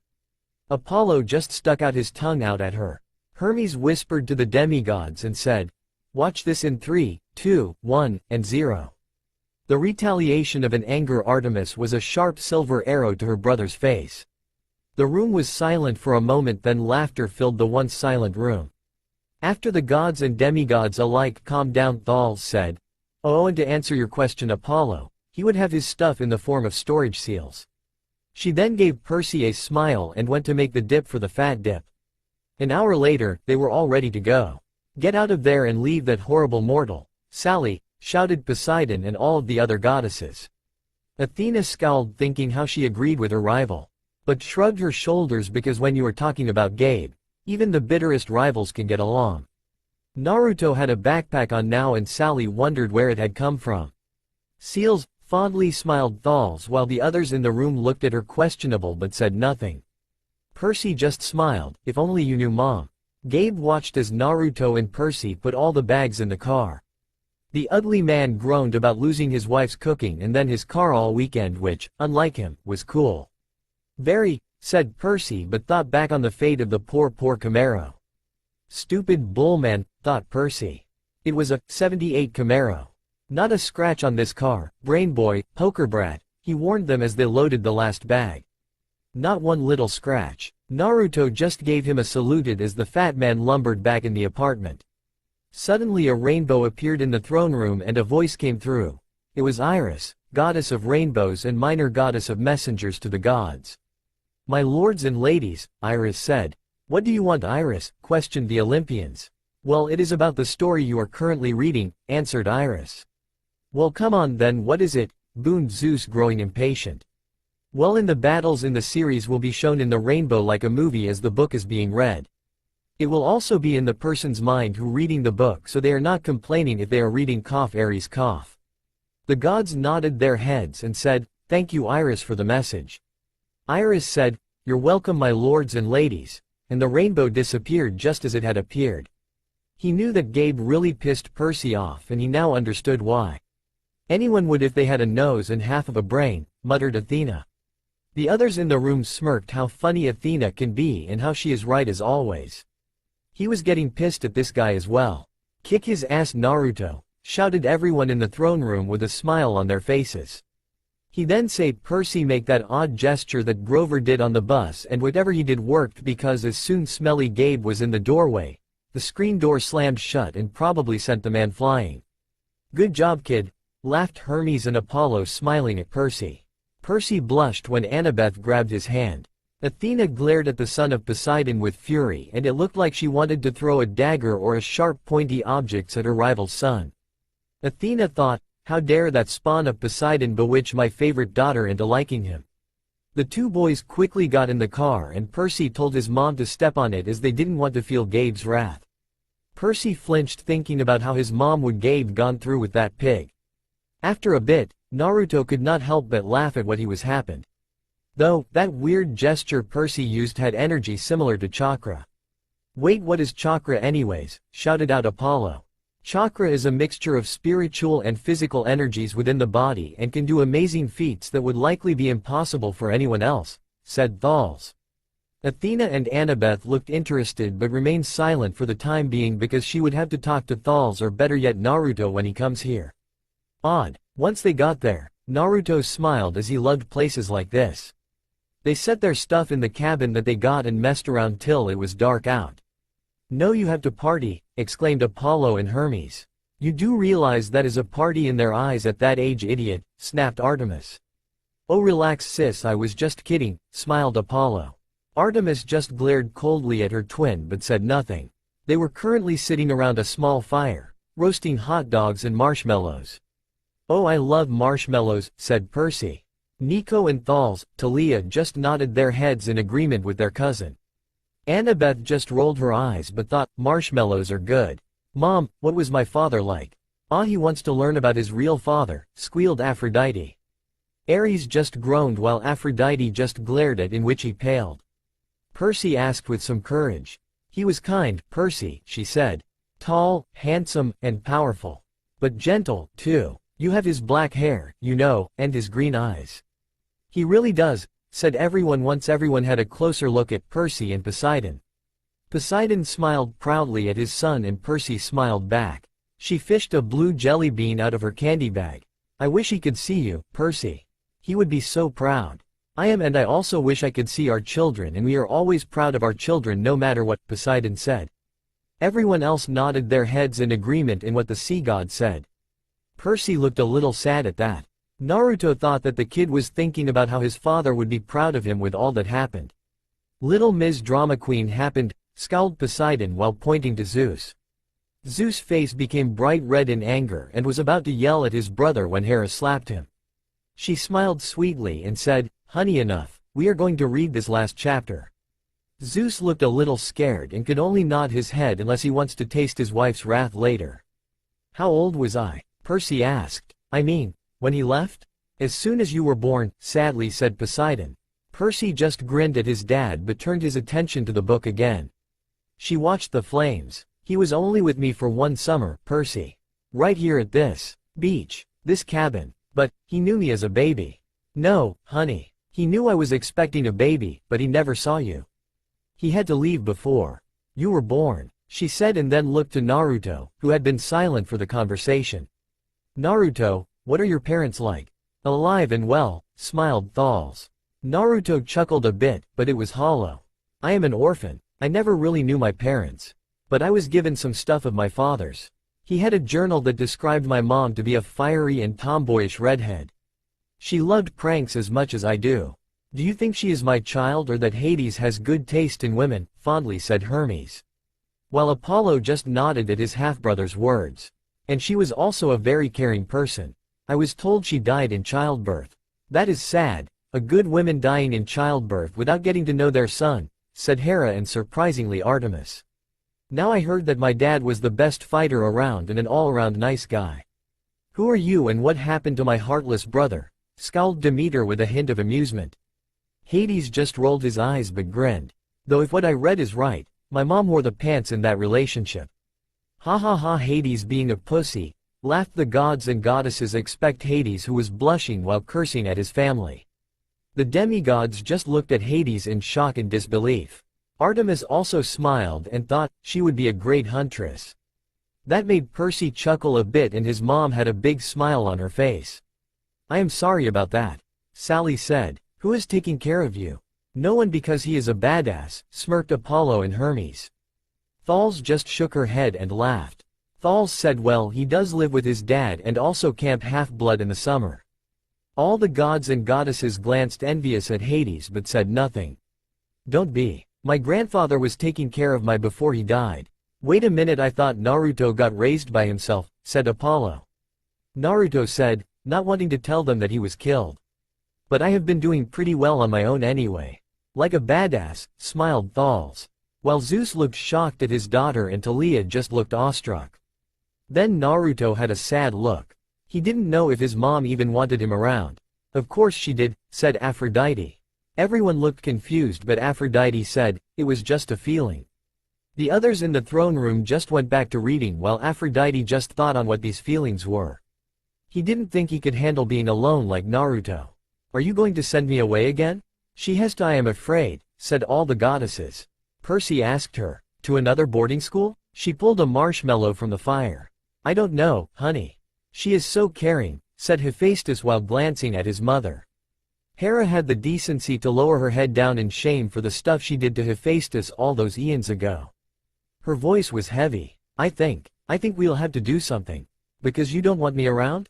Perseus Jackson, everyone shouted at the son of Poseidon, who blushed because it was the moment he wished he could take back on what he said to his mom. But he regretted the words as soon as they were out. Good, said everyone. Her eyes welled with tears. She took his hand, squeezed it tight. Oh, Percy, no. I have to, honey. For your own good, I have to send you away. This made Naruto quirk an eyebrow. Okay. The way she is saying this means she knows something like Grover and Mr. Brunner. She does, said everyone in the throne room. Because I'm not normal, Percy suddenly said. You say that as if it's a bad thing, Percy. But you don't realize how important you are. She right, you know, said Annabeth but blushed and looked away from Percy. Percy smiled at Annabeth and looked at the book again with a small blush on his face. I thought Yancy Academy would be far enough away. I thought you'd finally be safe. Safe from what? Oh, anger, immortals and monsters, smiled Nico, Annabeth, and Thalia. Percy just shook his head and Thales just laughed. Percy asked though when he locked eyes with her. All the memories of weird shit happening to him had surfaced. Before anything else was said, Naruto cut in. Percy, not being normal is not that bad. I mean, look at me. I have this powers and I am fine. A lot of powers, that is for sure, said Thales. The gods and demigods just looked questionable at Thales but she just said, it's in the book. Mrs. Jackson looked at him oddly and he sighed knowing that he would have to show her. He held out his hand and swirling ball of energy formed in his hand. Interesting, it describes he can control air and maybe other elements, said Athena. While the others looked interested as well and paid more attention to the book. Percy's eyes widened and said, you never showed that one to me, only those shadow clones. Shadow? Could he be just like Percy, a son of the big three? Right as always, Sally, said Annabeth, Nico, Percy, and Thalia. Sally thought as she eyed the ball before it dissipated. She gave Naruto a grateful look and continued on. I've tried to keep you as close to me as I could, she said to Percy. They told me that was a mistake. It is because of monsters' attack, said some of the gods. But after some glares from the goddesses backed down. But there's only one other option, Percy. The place your father wanted to send you. And, I just can't stand to do it. It is a parent's hardest decision to let their children face the world on their own, said Hestia and Hera. My father wanted me to go to a special school? No, a summer camp, and it is called Camp Half-Blood, said the demigods. Not a school, she said softly. A summer camp, and apparently it is a place you both need to go to. Yeah, they sure do, said Thales. Both boys just looked at her oddly. Naruto never heard anything about a camp in the letter he got from his dad. But there is no cabin for Hades at camp, said Nico. Maybe there is a cabin in that scroll of his, said Percy. Nico just nodded his head and said that is pretty logical. Percy, don't hurt your brain too much. Percy just huffed and looked away from his cousin. I'm sorry, Percy, she said, seeing the look in his eyes. But I can't talk about it. I couldn't send you to that place. It might mean saying goodbye to you for good. All of the goddesses looked sympathetic at the book. For good? But if it's only a summer camp. Percy trailed off as he saw the tears in his mom's eyes.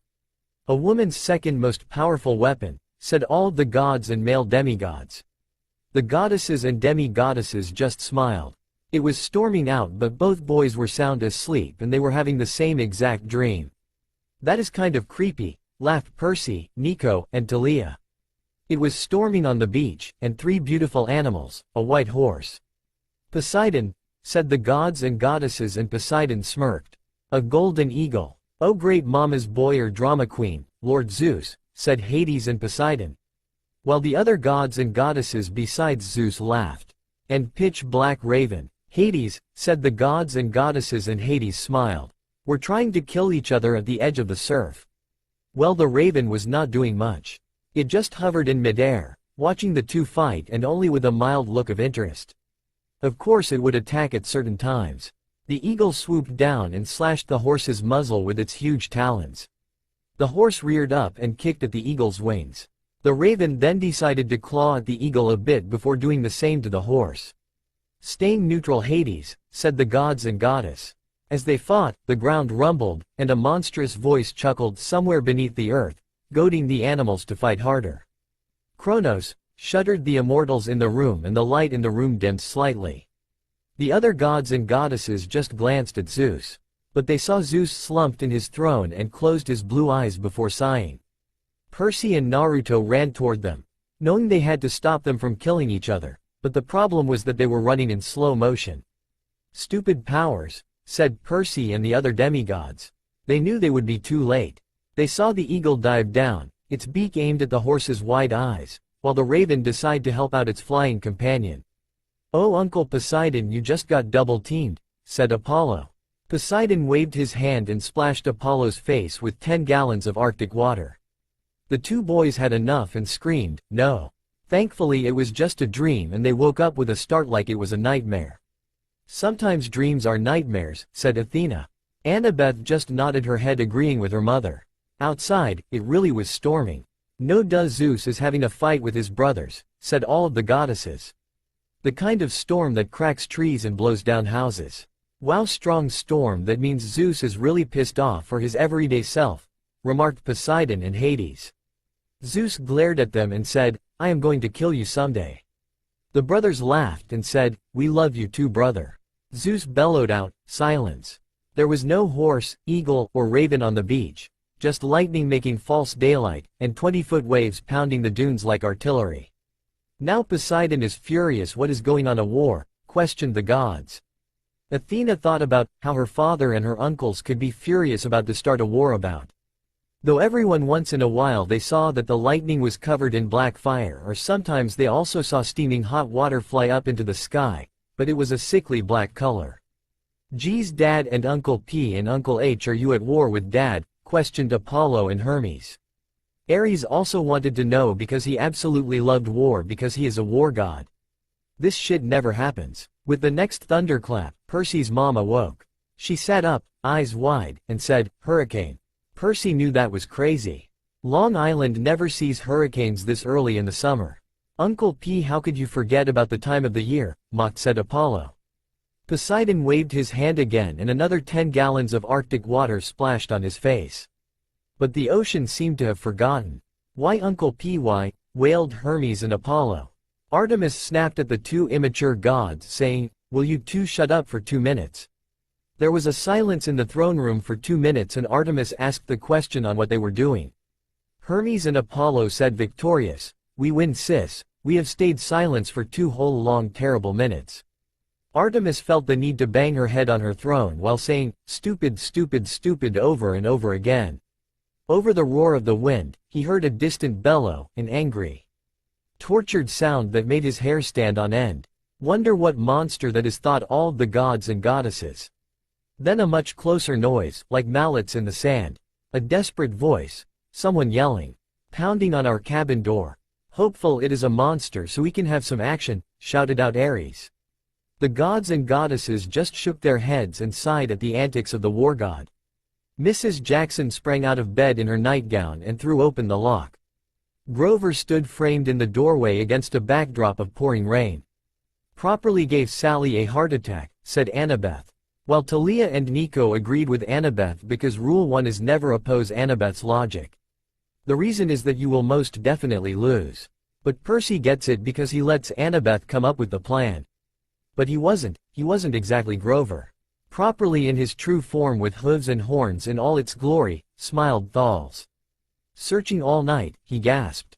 What were you two thinking? They weren't like always for Percy and sometimes for Naruto, said Thals. While the females just nodded their head and the guys just sighed. Mrs. Jackson looked at them in terror, not scared of Grover, but of why he'd come. To bring demigods to camp, said Athena and Annabeth. Athena just smiled at her daughter proudly while her daughter simply blushed. They were too shocked at the moment to register that however. I thought Naruto would get it, said Annabeth while Athena nodded her head. Sorry but Naruto was a knucklehead for a while and sometimes he still is, remarked Thals. Because, instead of normal legs, Grover had legs that were like an animal's, sort of like a donkey or maybe a goat. I knew it, exclaimed Annabeth. Percy just put his hands on her shoulders and whispered, we have never doubted you, wise girl. Annabeth blushed bright red but snuggled in closer to Percy. Athena glared at our favorite son of the sea god with fury. Percy, she said, shouting to be heard over the rain. What happened at school? What didn't you tell me? Ozu kai aloi theo I. Grover yelled. Language satyr, do not speak my name like that, boomed Zeus. While Hera just slapped him on his face and said, will you shut up already, we know you hate that satyr because of your illegitimate daughter did not reach camp. Zeus just huffed but remained silent. It's right behind me. Didn't you tell her? What is? Questioned the gods and goddesses. While the demigods just smiled but remained silent and watching for the reactions of the immortals in the room. You mean the kindly one you blabbed about are the old crones who are the fates? Now Sally will freak out but will try her hardest to save Percy and Naruto, said Annabeth. Percy, Thalia, Thals, and Nico agreed with her. Naruto shouted above the noise, making Percy's mom widen her eyes in horror. She grabbed her purse, tossed Percy and Naruto a rain jacket, and said, get to the car. All of you, go. They're on their way to Camp Half-Blood, yelled Hermes and Apollo. But was silenced by a couple of silver arrows sailed through the air and almost hit them. Artemis just smiled while cleaning her bow and looking innocently at the others in the throne room. Grover ran for the Camaro, but he wasn't running, exactly. He was trotting, shaking his shaggy hindquarters, and suddenly his story about a muscular disorder in his legs made sense to me. That would explain how he could run so fast and still limp when he walked. Good observation, Naruto, said Athena, and Annabeth nodded her head agreeing with her mother. Yep, we have entered the Twilight Zone. Did we mention we love this kid? Said Apollo and Hermes. Artemis just sighed and wished some of her hunters were here, namely Zoe and Phoebe. Naruto mumbled, but what is coming after us? He never got an answer because Grover quickly got in the car, not hearing him. He sighed and got in, going with the flow. Suddenly there was a bright flash of light in the throne room, and when it died down was a cloaked figure and two hunters.